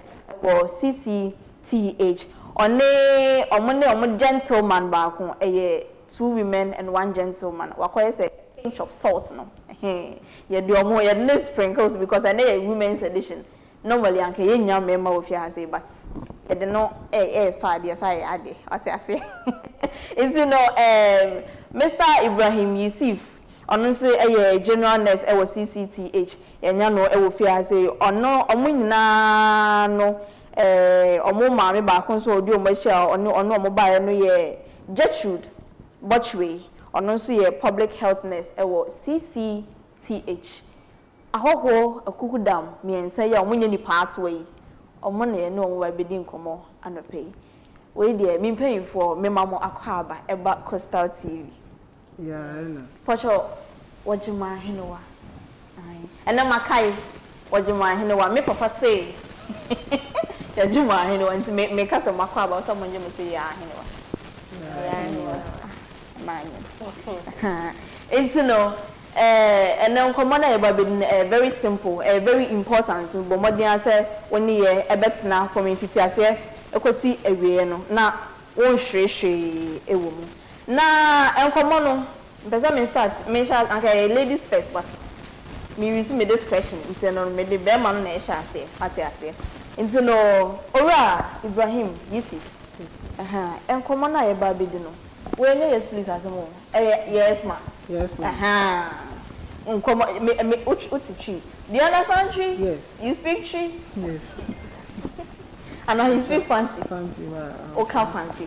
Pacha oka fancy aka fancy. Me mente fancy. Minti mi nka ni ye oka mete ase. Nti na ya na me ka tree no. Nti wo be ka fancy. Na Benedict also oka fancy ana. Fancy. Ai.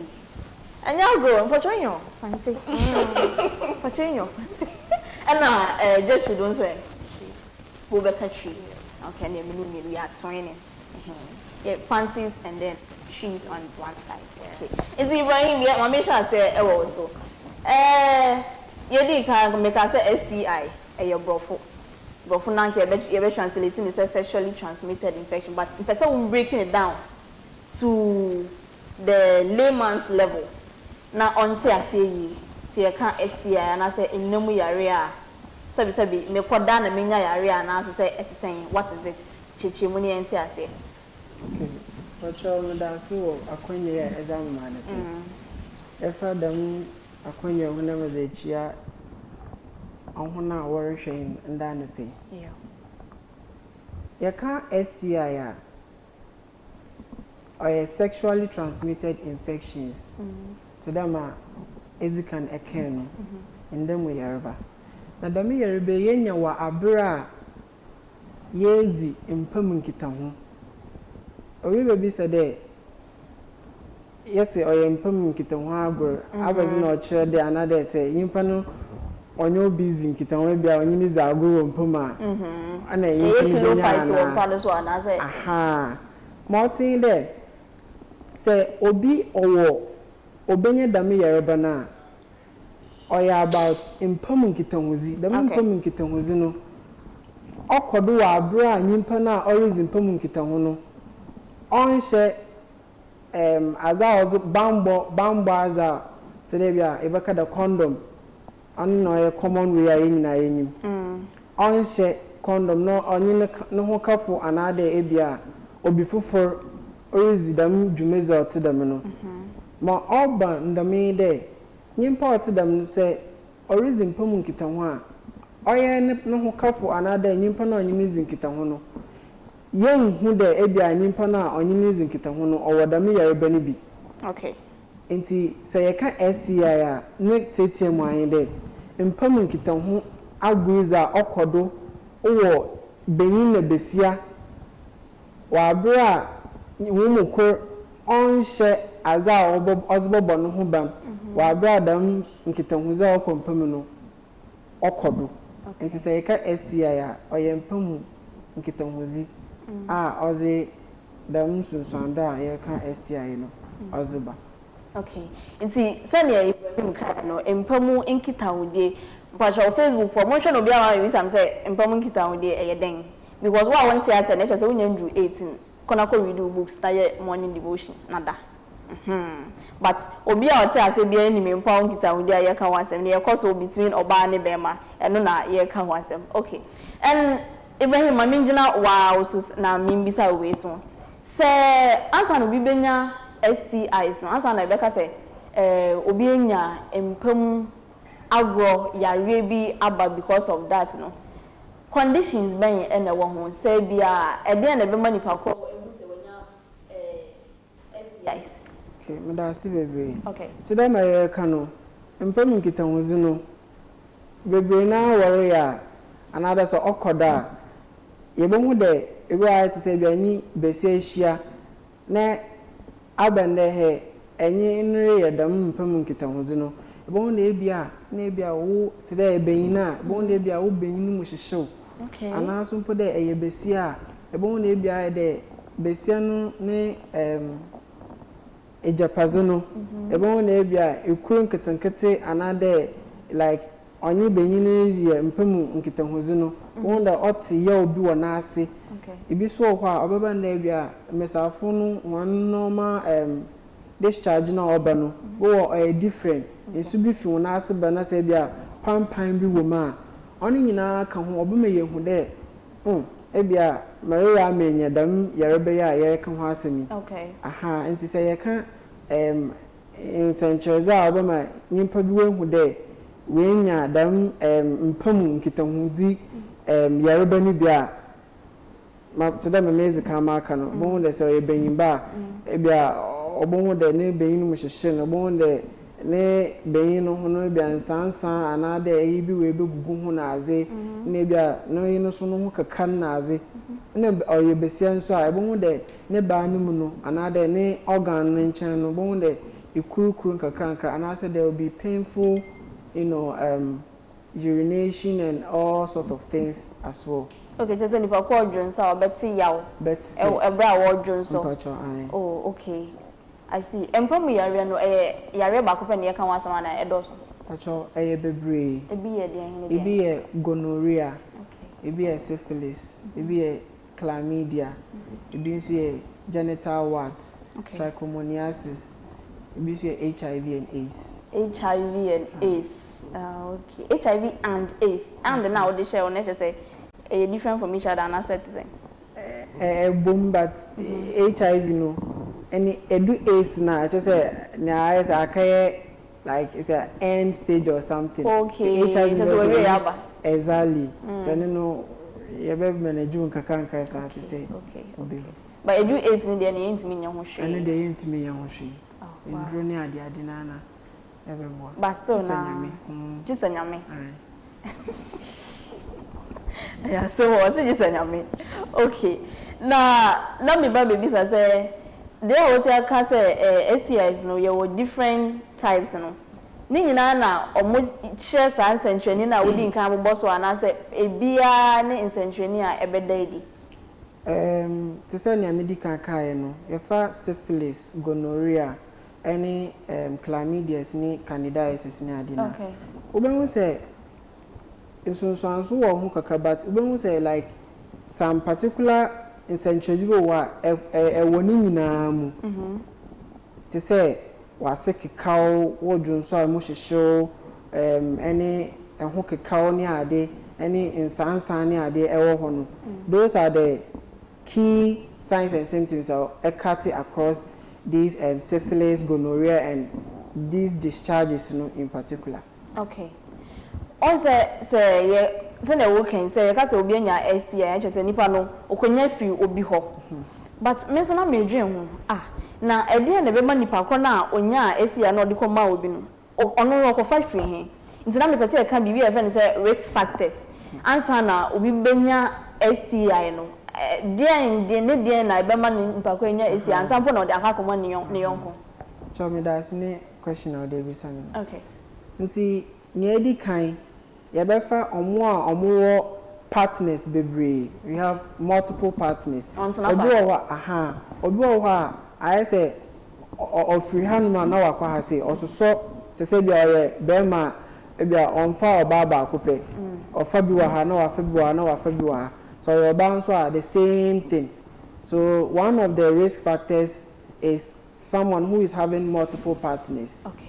And nyeta sumienu obi nso a ya tisa ni aka say empamu nkitahode no bo wa o say bibia wo ye say wo bo mo ba because wunni ma ade wo mu a wo de ma wo partner no enti e beka say unprotected sex obi a o di empamu agora say be onbo ne ho ban the unprotected sex ni e betumi aban say be ma can be through vaginal route, can be through anal, I say a two. Okay. I bet me so about say ora ye num. Because you'll be more or more yet in your bebre. Aside Yankopon, we will catch and say, yeah, or Barney Bemashia, or moon and you soon. I or be menim say anything burusu say dey say me monitor ejene omo de fa nipa nachi ana say sabi nenum eni nyina no because of that young boy ho ban nti quiet say ebesi say nipa omote sa no ometumi enya STI so eno ye baako na obi nso a already wenya previous sexually transmitted infection obo why say wenya ne dada but during the course no na say all born like all yen ho eduro no ebia when follow treatment regimen and I say indro na ide ama no ebebo ma mwoba na ama yare na aba ni hunam dua no nipa otisa no wan fa no ndro ni nyina nti yebeka say omun so they are at risk and I say ometumi asanso enya sa STI ne omo a omodi kan enya sa yare no and I will also talk about someone who is not getting enough screening, especially when they are sexually active. In the case of someone is sexually active, and a mebuna umwesi to say 15 years to 15 years going, to say they are 49. Because of curiosity, I say, in Kolana, yaba na seno.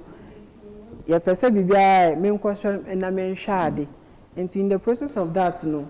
Obey na adwin say oh ebia na danfo bi yes nti de meso me nkonko try yenhwe ebia na ono ne ti ayen na wakwa kofa saa ndemu yare no ti say na medical kai no because sexually active nti no say time to time no you try your best say you be call facility nearby facility and as a hospital and as a hospital eben no na yakoye nhwehwemu say na ebe ya ebe boy me yehu say ebia saa signs and symptoms no ebia eweyemu. And one thing about STI ni say some of the signs and symptoms no before ebeda no hu edi no ebe check kakra okay ebe we check kakra and as ibi won po a ebia nipa no we kodi mpamu nkitahudie no wenye bio but enam say end day di ni ma ne mba abontin nti no it will be very difficult for the person to know say wenya STI unless okọ health care facility na okoye check up.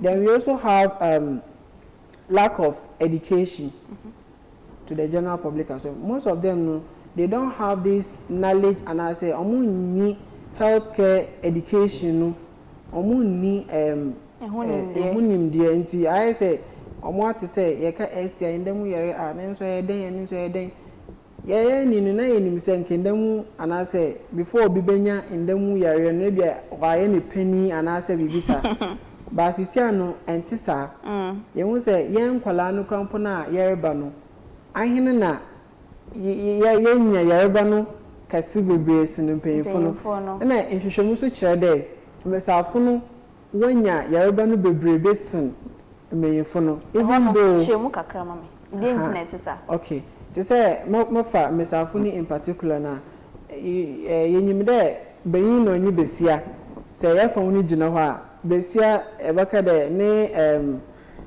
onkwanwa na de ne feelings no ebaka de owo sourcing beyin no even though onye ni nyina okay but majority na no dem not ma inhwehwemu so chain de oye iyaza amfana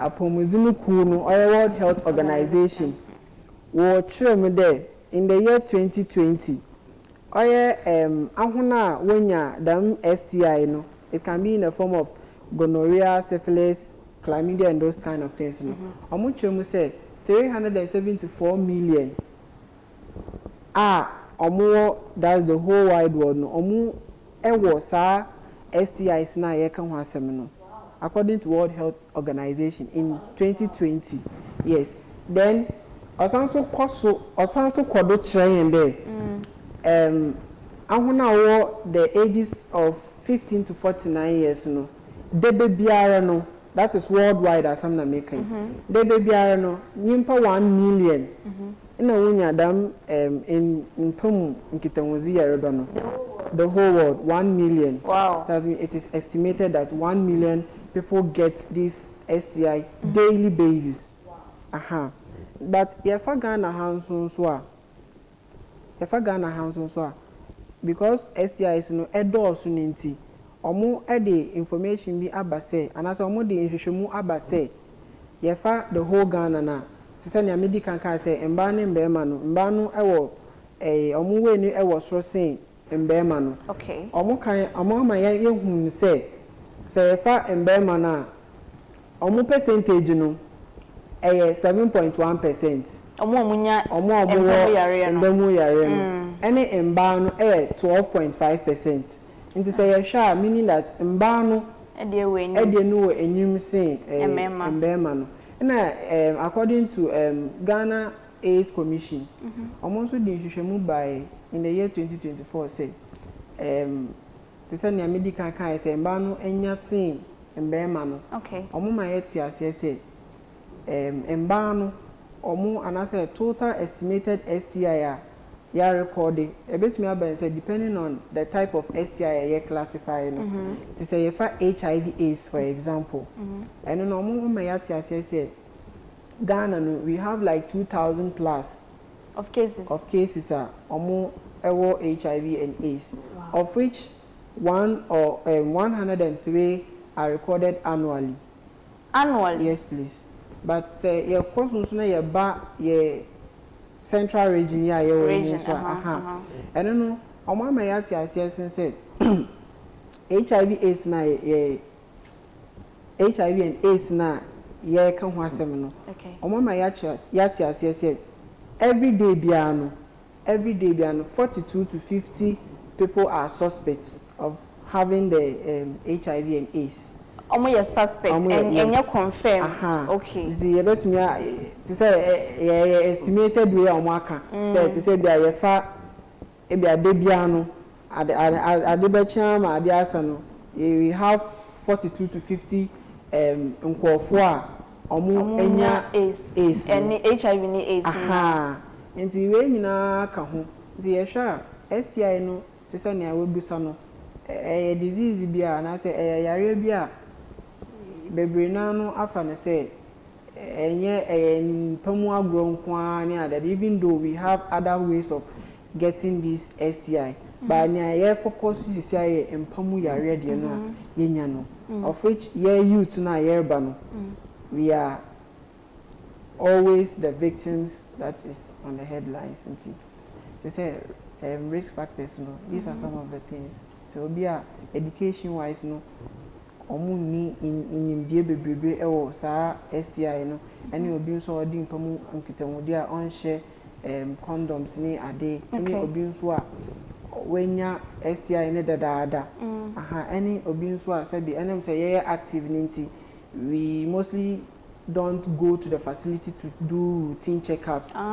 because if you say ho dey to say na medical kind no STI no obetum wenya bi wa bra in century bia enche say wenya bi unless say wa confirm it and by the time you say in century no ebe dey edi no na say I did do mu ache nti sa na STI no etinti obusa me omo akonya so metumi enya those who are at risk no these are some of the people who are at risk of getting the STI.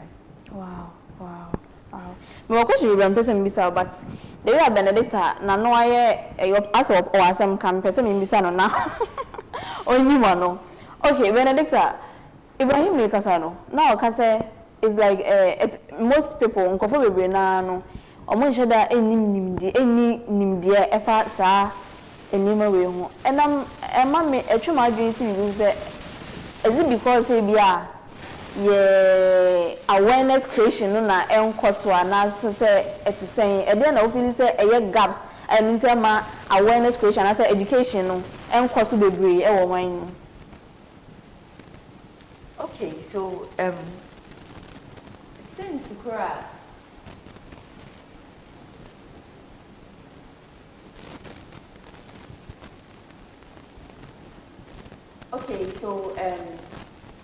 since Kura ibini mo tumi na akonya was it Can we talk about accessibility to healthcare services, especially when it comes to the rural areas now? You bet me I say no so come. Yes, come and then inadequate infrastructure. Yes. Okay. And also okay, so maybe we say I can say is because your health sector no is not well developed when it comes to infrastructure no Anna. Yes, and then one thing too is that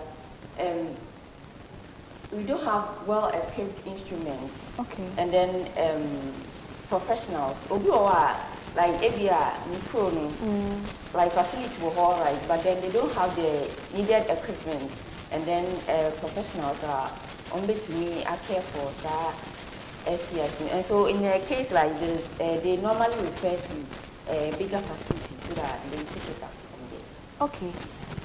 When we can mention a boss say Sanka Bruno especially and I say obi a ready so obey mpemwa go bia ebe you see condoms near Gen Z friend the CD bia nke bewa apart from condoms and never been say betimi use it to prevent the STI. Okay, so when we talk about the prevention, it means putting practices or measures in place to protect yourself from contracting this disease. And so we talk about abstinence. So with the abstinence, it means refraining totally from all sexual activities, because that's the only way to protect yourself from the STI. Men are not be fear me. Okay, now answer yes. So abstinence naturally ever can away free all sexual related activities. Okay. Until you are sure of a like only your baby and then that's the only way you'll be protecting him from STIs. Okay. Yes, and then with the condoms too, just as my brother said earlier. Yes. You're supposed to use condoms during intercourse, be it oral, anal, or vaginal. Okay. And then with the condoms too, it's known to provide a dual protection. That is, protective from unwanted pregnancy, like means and women and that, and STIs. Okay. Yes.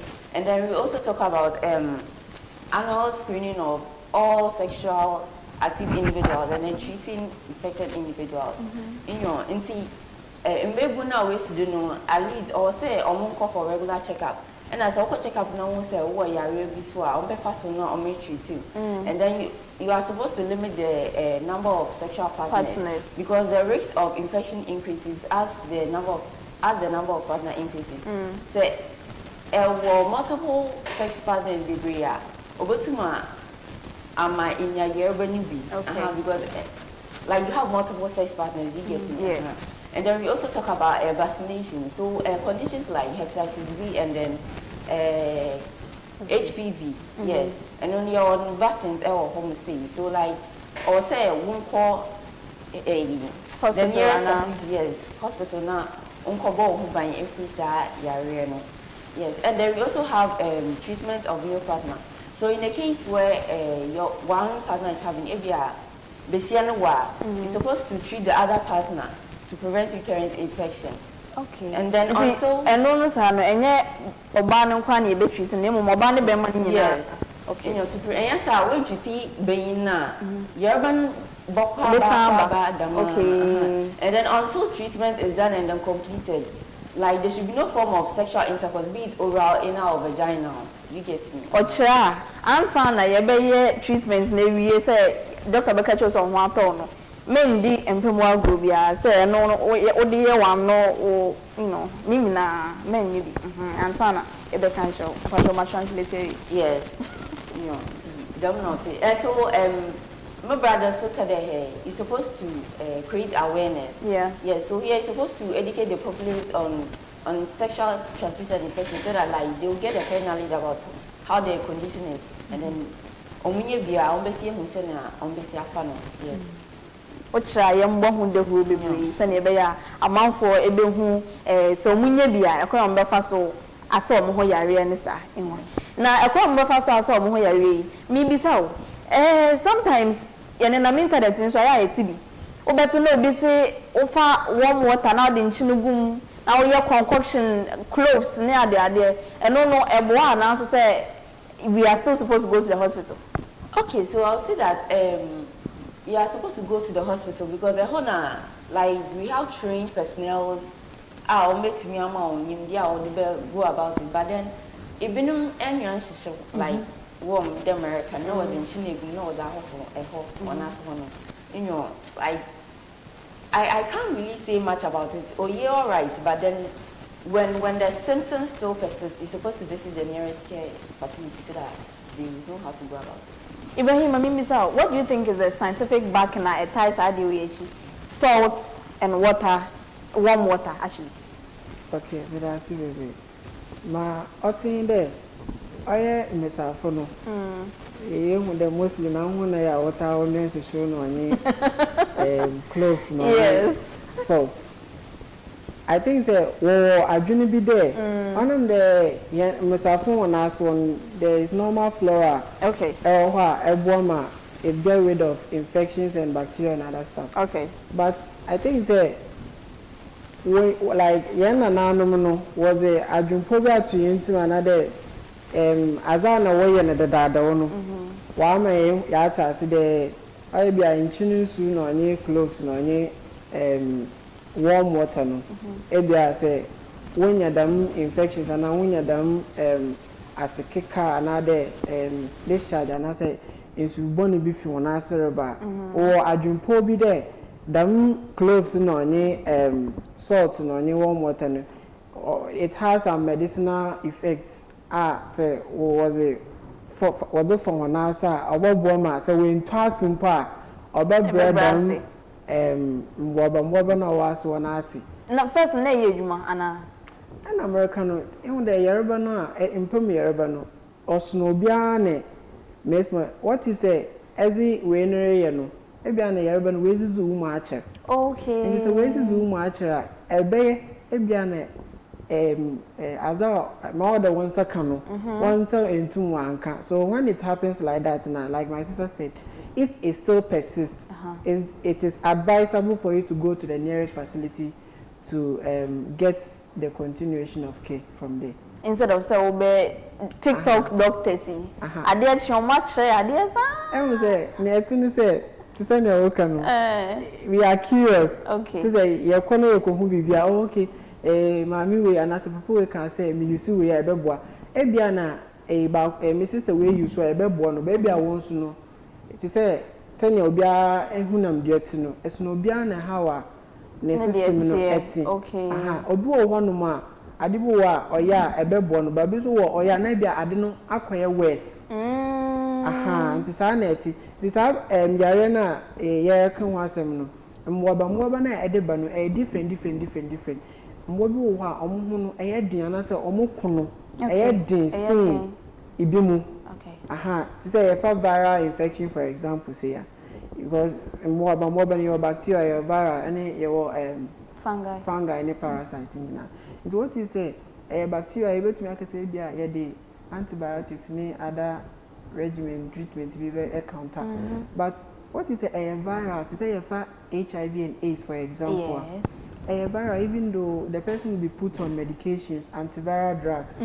but with these ones, no, they cannot get rid of the viruses completely. I say, suppressing, so when it happens, like you'll be living with the disease, and I say, no, but just that a bit prolonged you.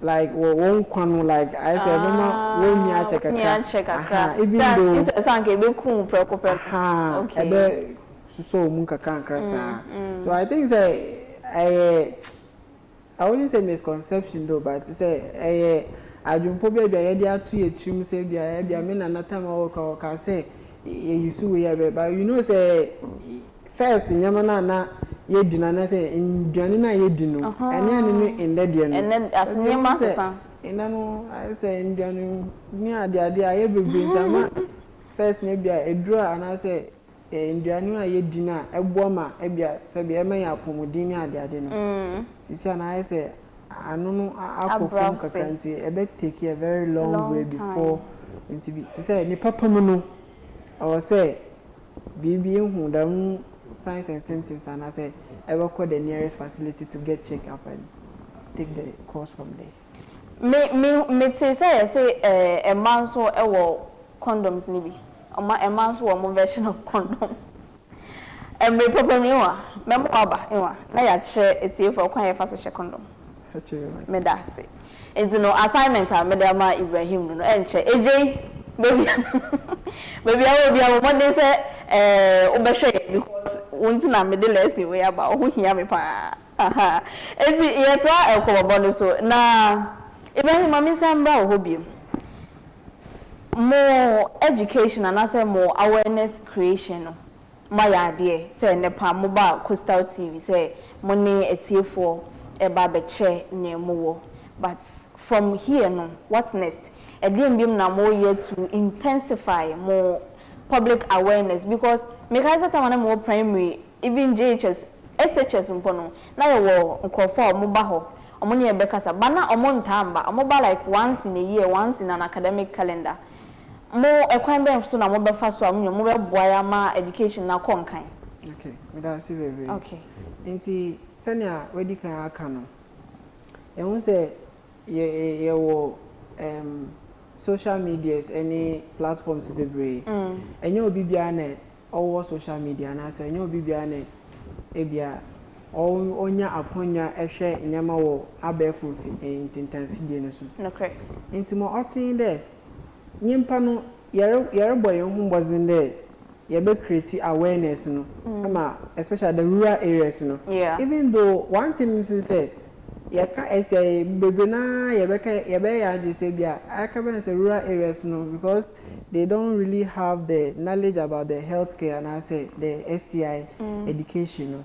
But in urban areas na nkesa no mpo ye hu de here today ayin mpo na ye be ka de yenwe boy no ayin mpo no ye wo da me ya be no bebrebe mpo sin oye rural areas no aha intima ye be kan kire etiefu anase de as part of the awareness creation no ye be try say to say as health professionals as we are no obia efri ebusuemu I think say the best way ni say you start e we ye fie a ebe boa ye pa because ebia say me nurse ni say no me fie no o say me nuano me maame mu anasa madam fo na me ne omote no yeah I need to ensure that the education is regularly going on so that ebe create awareness is say if I am able to create that awareness in my own household okay I don't know boma ayekese then also no we have people omo yare no ebia because of say nipa no HIV and I say nipa no AIDS no omo wo isuro bi e mu say I say me kakase and I say me ko hospital say no ebia no me ko share madam for no attend ne say sana sa mo si we krampo no onam ho shepe e sha ne ho so ye best stress say wo yare no bia and dream ya nipa beka because wo nkwana ehia pa nti ye beka che mo say omombo modi na omomfa efere ni ade nyina entu baby na omombo modi emba healthcare facility na etini say nurses na omo ho na say doctors na omo ho no omo enim how ombe handle case no because ebia wo ba hospital say wo HIV na say wo be jindru doctor ni no emba maka say madams osimosiwe or HIV and also AIDS into like that stigma no so outsiders no you on the STI no so no or say yema ebe from so that ebe motivate omo na say be omo yare na omo fie na omo suro say omeba abaji ndru ana say entity no omo ebenya sa akwanya no no aba okay Madam Gertrude I see yes. Me wa assignments be ma ewa but maybe some question be answer number but me ma question 10 paper na wa submitting later. Nsema you kan nyina no me pese obebo ne tofa in the simplest way possible. So na be ya say I feel na obi aba join ye wan sha say from beginning na obi hu asema ye kan wasem. Nti no o de ye submission no ochim me san ba sisi anche. But Benedicta, maybe one last question for you.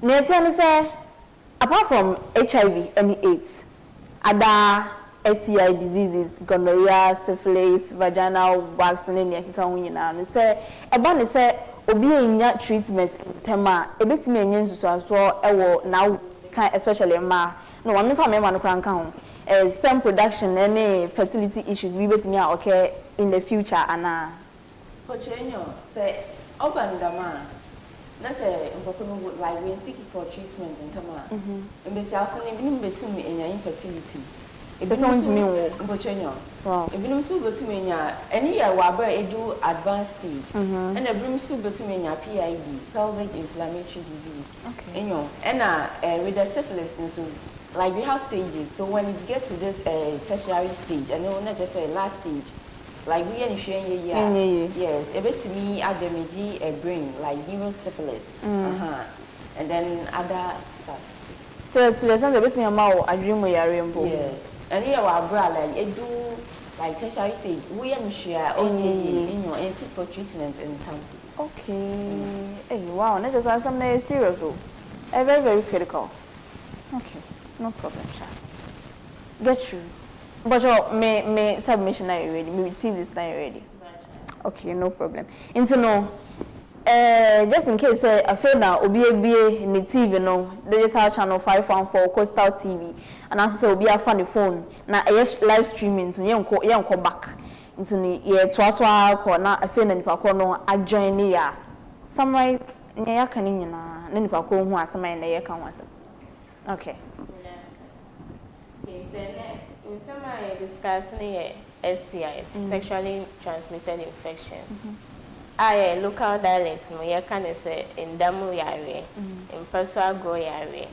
Okay. No yare ba yenya abra yeni partners dia go won pemu. And I am protect ye ho. Yem for be a boy buy. And I sign damu yare and so. Ebi so it's not only say one protective who won't pay, but then if you must or her, it's that say, oh, you see, obi or yare banibi, we you see the personal items. Hence, I am so at me, Maoya, say, to say, we share only share the same underwear, and yeah, if you you seen it, or you see, you seen a towel, or the paper, okay, and I send a nail cutter or the cut in the fingernails, okay, because only say, we are a chana, and I say in China, and now it's work you see, okay, you see the comb, maybe a toothbrush, some personal items are, I was say, it's just personal only, but Uka say, oh, be a partner, intimate with Abra unim status. Obet me nya saya rebani. Okay. And aniama senchene dey say when nya saya rebani signs and symptoms. Ebimu ye say oh your ba ebia at a particular moment you are not in your period, you are not in your menstrual period. But the obe say I say moja etu u bleedi kakra. At that moment and also a science I say nyama bi mkoyi wo system. And now you'll be so like we all have a normal body temperature. But the bedroom baby na say, why is she? Meanwhile, we are not feeling sick. But the temperature no cross through. A bedroom be in the say during the day in so I say our do. Meanwhile, so the weather is cool, and also is a signs and symptoms say be air cost. And I be only uknu and I say partner a share one pema. Over ya wayase, and as the process is going on in so over pain during the sexual process, no, and over who say I say who so kekao, a baby, you might think so maybe I see I'm drying and saying but who notice say if as time goes on we'll say in so now the and your ocean, but as a do baby now we'll say nam ekekao unya rashes wo skin yama winna so say it's a signs and symptoms say e bia wenya inflammatory system. Okay. And risk factors no risk factors ni obi a or multiple partners obi a enye so ene odiwe ene o say me wo ama ene me ko ekua ho ene me ko adwa ho abra unnim nipa ni status. And now only the panisu yes and yamansa own ball who buying and also at risk of getting. And as an I and so Obia when ya say any pain. Nancy when treating ye when treating a man and cockra okay. Or better yes to resurface again, but yes and yes I And as an kind so who use contaminated items. Maybe a busiam, me mammy use blade. A woman say na a busiam for, but then as time goes on, your system a difference. It is a cause a woman mammy say and mammy use blade the try anymore. It's mammy fan and me fanya. And your advisable. Okay. So was saying also your insurance I am boy and home buying free and also. Okay. And I about prevention as I can. The best prevention is abstaining from sex. Okay. Abstaining from sexual intercourse. Even though sometimes, as they use, sometimes a demand for say they will abstain, so they will prefer to use condom. Even though condom is advisable, but the best method is abstaining from sex. And I best answer a regular screening. It's a regular screening. At least I want to mean every month, at least every 3 months in a year, every 3 months, and I say every 6 months, regular screening so that you know your status. And our partner now in the work on so and then you do it. Okay. Screening to prevent that temperature. But that's it, get you. While bonnie na somebody kind in na crank to crank or bonnie na tofa a day am my intino. So one only and share and come one still cry na baby age there. Me did say near kind na no one so what to be once we out chefa. And the sentino na enche beja painful coin ama omako na yat so adwumadi no so de na on send the bia no. Omuye nipa miensa nti bebi ejune wa pese obi a nipa ba kun bia e ma me word of advice ba for the youth relating to esema nkoma ye di but obi a nko video mo bia pon so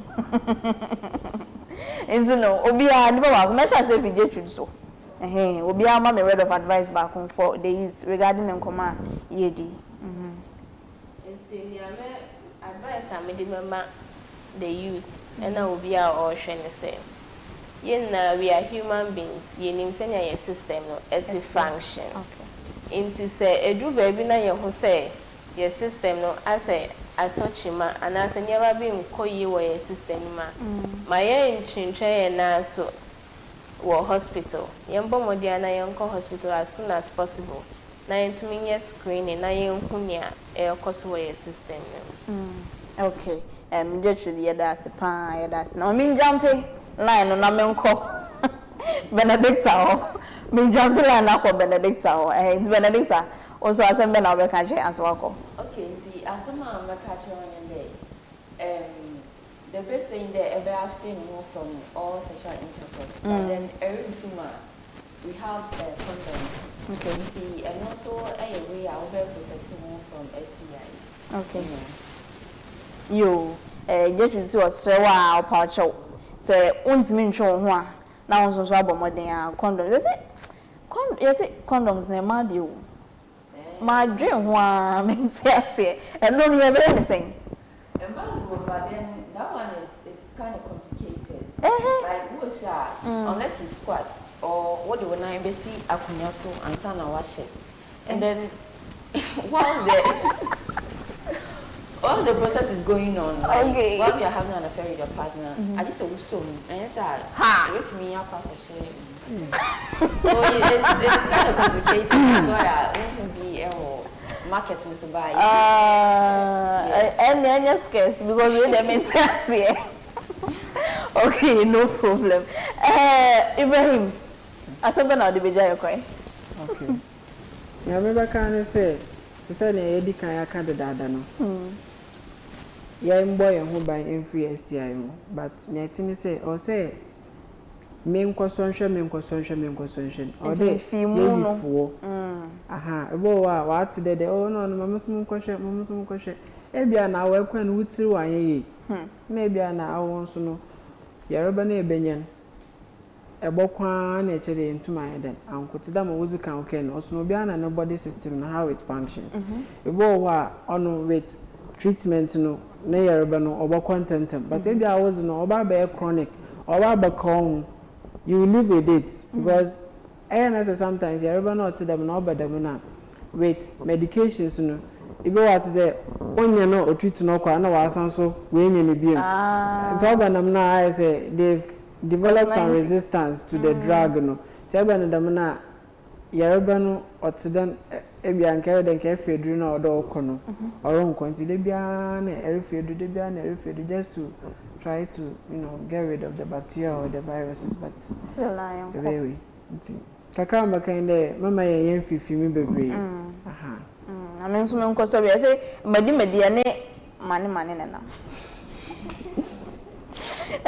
mane na why it's it's for e beje pray for kwa wa ko ye do master pass say na no mtimi be kan say ko start tv say na ye no mo etwetwe nkomo enti wa woni mo no madam Benedicta Emmanuela Afo public health nurse CCTH and Ibrahim Yusuf ono say general nurse e was CCTH and Gertrude Botchway ono say public health nurse e was CCTH omone nice gentleman ba ko bi na mo no ye friend say Ruben Bafo Ruben Bafo and obeja omo media guy IT also general nurse honestly a general nurse but then also be media guy into no yeah then as pass obeja enu na simi ba fi ha na ebedi enkomo ahwefo ye twa ye ho aba ye nchekra ye besa aba sanse enkomo no bebre o ha ye pese yedi into no ye twa ye ho na yakwa aba bomodia na ene ye entina ansa na no sankofa ye nchi ampa obi o ha mpese mo chia na ansa na yakwa na mo be chia obi okay ene onyo be start bi an start nchi ni papa na ye sorry Benedicta Bekasa okay ni chia CCTV okay so like one man ya put on one show mo kan ko on me show so mo chia say okay Gertrude o be show bia on show bia na chia me Ibrahim was there okay me chia CCTH workers nyina any rotation nurses in CCTH okay obia jo so we say for you try we be say ba mo nko bebia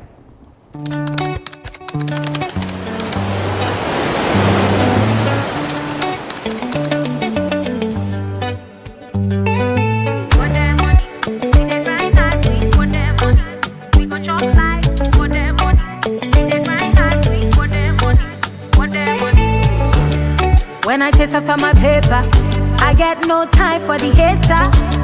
Better now, never later. It's a comeback terminator. If you don't know, then you don't know. Die out, but we drink. No pressure, my people. Cause we get love for the jungle. Stay far away. You know go feel quench my fire, yeah. Stay far away. You know go feel quench my fire, yeah. For their money, we dey grind hard, we for their money. We go chop life for their money. We dey grind hard, we for their money. For their money, for their money. We dey grind hard, we for their money. We go chop life for their money. We dey grind hard, we for their money. For their money. Attention like a soldier, straight to the top like I told ya. I dey do my thing, me strobe ya. We dey clap hard bulldozer. Bad energy, stay far away from me. You know go take another day from me. Cause I know say black things fall on me. On me. Stay far away. You know go quench my fire, yeah. Stay far away. You know go quench my fire, yeah. For their money, we dey grind hard, we for their money. We go chop life for their money. We dey grind hard, we for their money. For their money, for their money. We dey grind hard, we for their money. We go chop life for their money. We dey grind hard, we for their money. For their money.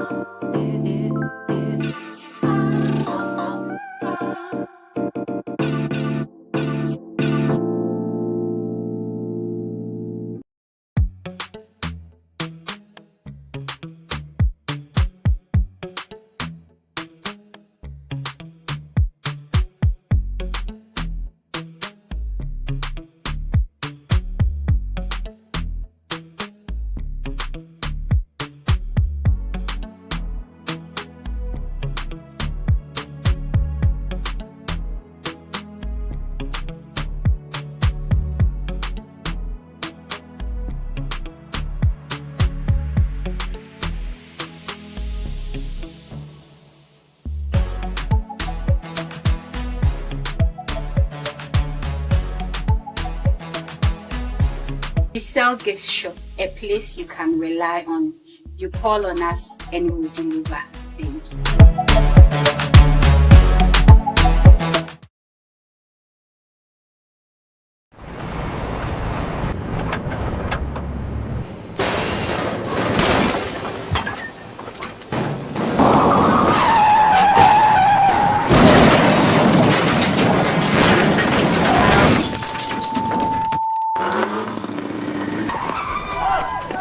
National Petroleum Authority say, Mawa Bambo hu hia ukane. Ain't no, stay back and stay safe.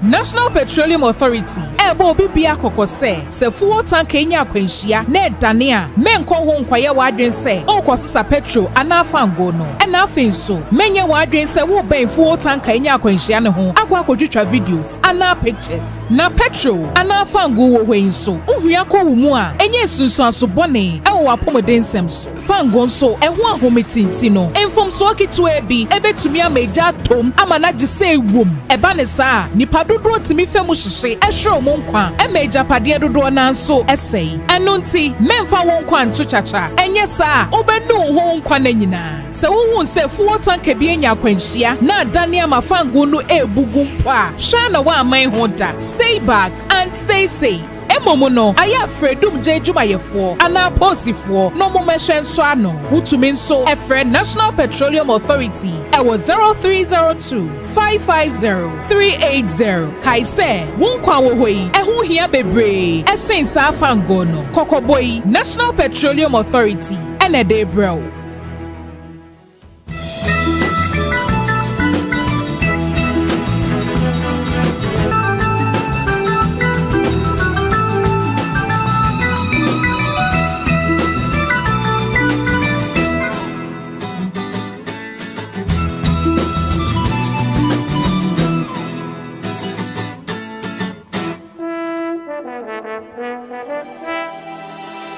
Dosh ni ugam na ye de medjuma sisters ke seminto amamu mi anmo fa wotinefie bia ye eduma wo Essien so wa sei nyeske ye eduma so aka ba nkote mpo na na nsempo megidi nyi ugba mpa me nya na makaka aka me de ba amu ma ha ye sho kaka na ye de tena wa amu ti nyeske ye eduma wo Essien sei ni nya asisi sa a bank bia anye ni ye eduma ya na ye di yeske ye di eduma na ye sha ya aka ja asa ya kaji sha skan kitikite yense ma ebi ma ni sha na emu ni busuma aluko ebi na ya twi bi antowe ni iskan su kitikite yense ma na wa asa so ama fa tinefia won boble bia ya ma mi fo ya dosu ya bule be 20 iwa ebe so ebe bu bia no wa ya asa ba nkote na matena mpa na amu no ma de say da be na omo amabo yen so ye wo olampa na amu no ya wo ne no yashi yamwa wambe yen skame fe ye mane yankwato nam na yashi nyamfo so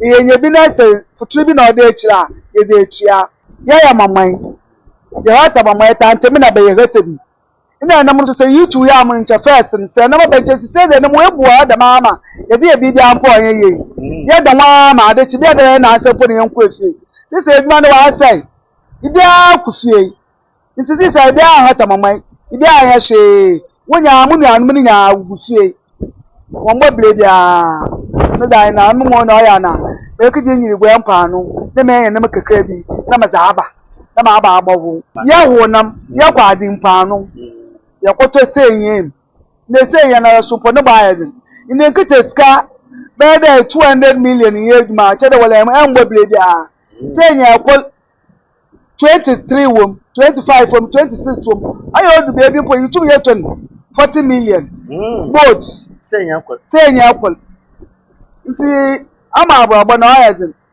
skok ten se mi aya jinge nti enko yamba ni etenti efi ebushia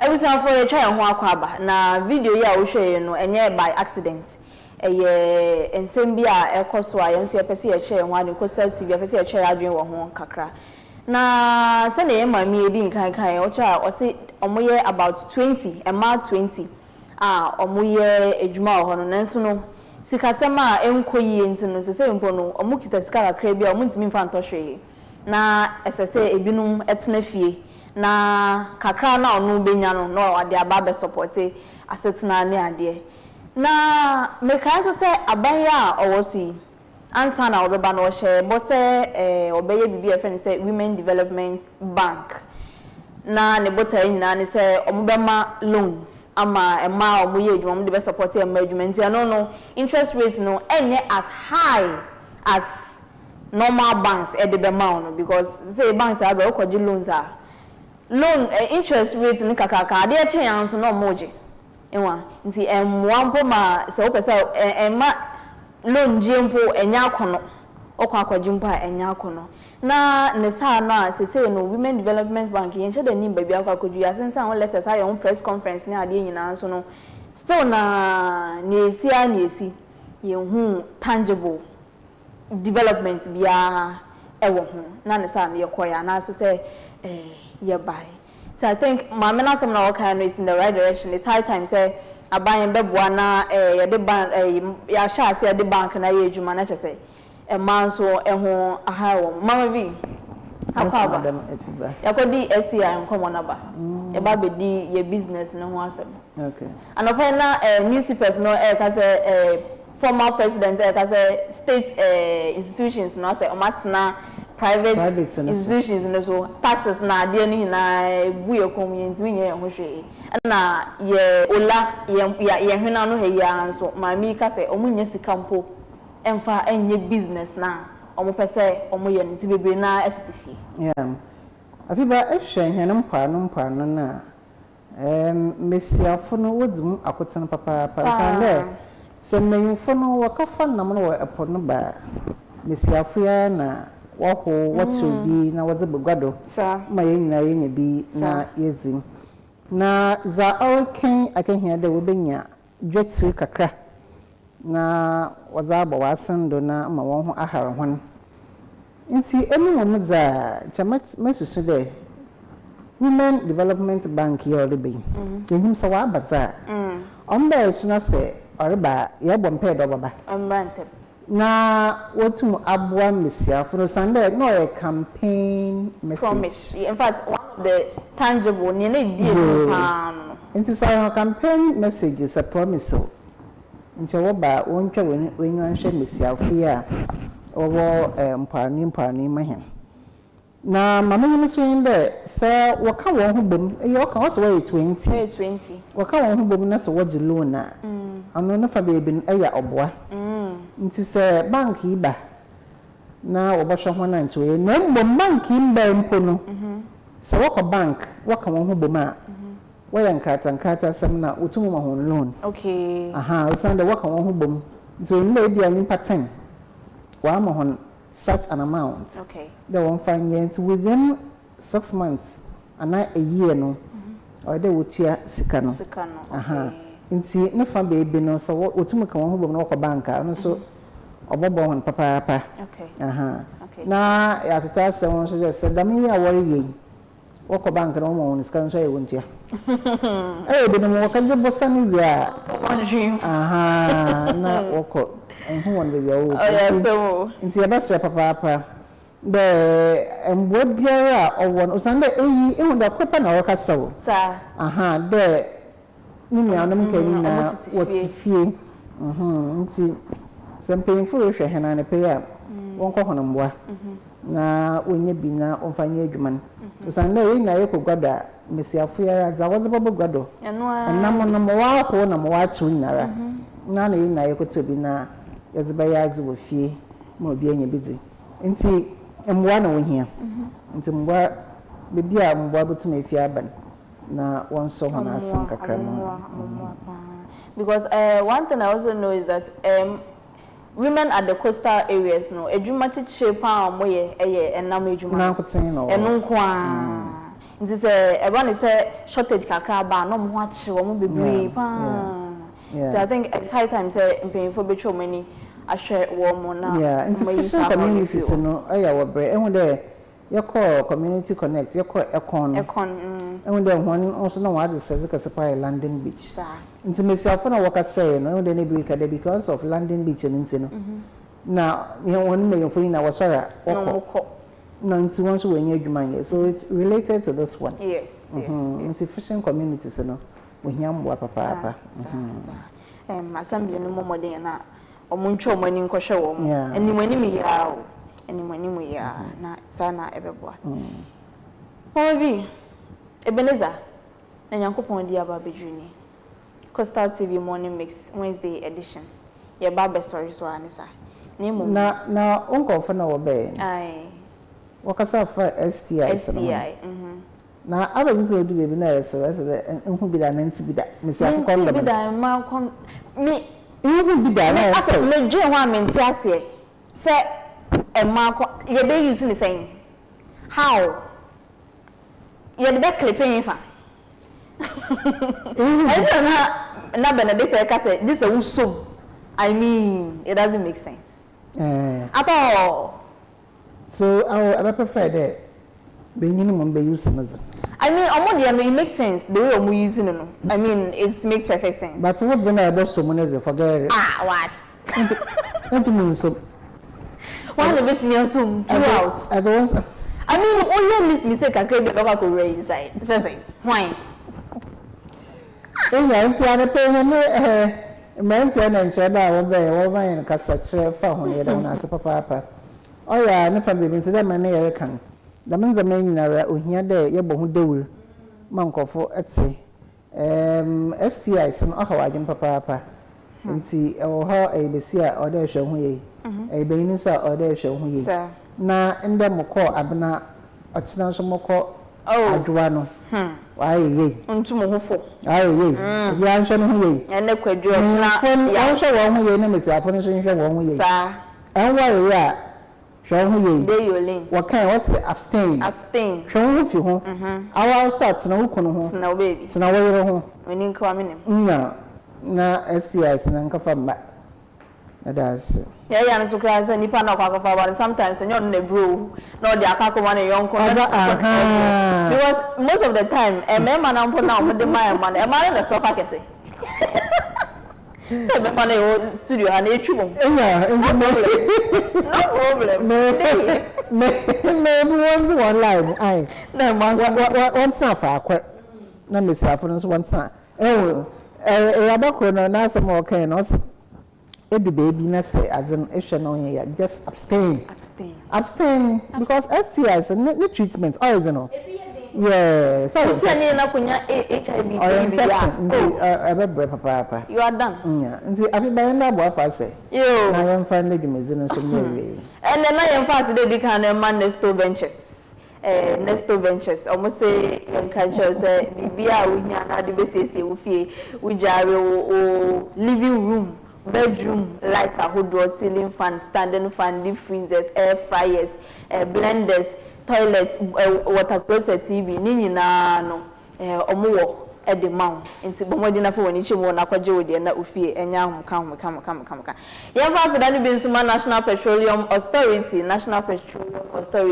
some amuhu advert na yɛta yi ɛma mo hwɛ no sɛ tanka ni nya accident ayo wadin so be fobro nya ho awe akokɔ na say di boom gone too soon nti bomodin na tanka bi nya accident a wa men humpo na aka say wakotwa video radiation ene fuel radiation from your phone ene fuel no enko edi boom gone too soon nti yina yentu ye hofo na bomodin na sanso use gas na ebeboa this shops yan kan cho say achede bi a wo hwehwa wa downfo bi na say wo dofo bi no o pa achede papa bi acha wo yonko papa bi a bomodin na ko the sell gift shop na onsa ebeka bi ewo ho amiments o say yan kan cho say paint ahodo tiles ahodo ni nyina no bomodin na ko amiments na onsa ebeka bi na dia siesie wo fie amba wo fie no aye fe obi tu ne nice wo fie say this is a house what a house na ni agye ho no sa no kra no obesresra from time to time na wo fie enye fe the taste catering services Afiba say when the end the taste catering services me be dey say wan za wo yen nya me be sure mo nti bi biara dwumezi biara is so your wedding or your birthday or your eyinere outdooring nina the taste oba show fine or abra here kofi apple cluster of sauce nanyim hare ebe hu the taste wo enyo oye orders so titina ofie na jeje wo hu da wa konwam na fa pon na frɛ ombeba ne hia frɛ nti the taste abofo yi na ye de aseda no ebema wo mo ye wie no so na ye wura entimi mfiri ya de nyina me se ye so mo so ya sorry ya de nyina MCA AJ ene Ben watching na mama men de me ne mo beka ho asemechi na ye mfa aseda so ema ye one and only indefatigable camera person Philip Mensah yankopon onsha papa da je ne wumbe na me so amete ha makasa from anopa to at this time now me kwa kwaji meduan no the taste no me did the Afiba me did the Afiba Essien anopa ya me kwa na mo ha me ne belated birthday girl Mama V wahase Mama V nti anape ebusiafo ya mamu nyina mbo na hwe ahenewa abrel mama by nyampa na watch sene ebesa hia on the same Wednesday women's edition special one bi na ye no mo edi nkomo nti ya mahoma acho ya krabo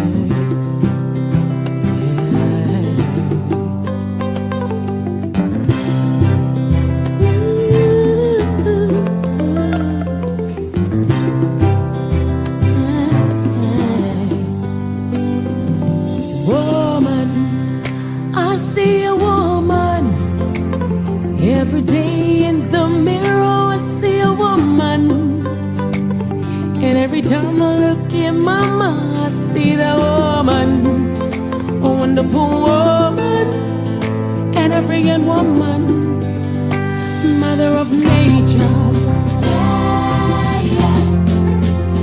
beautiful woman, beautiful woman.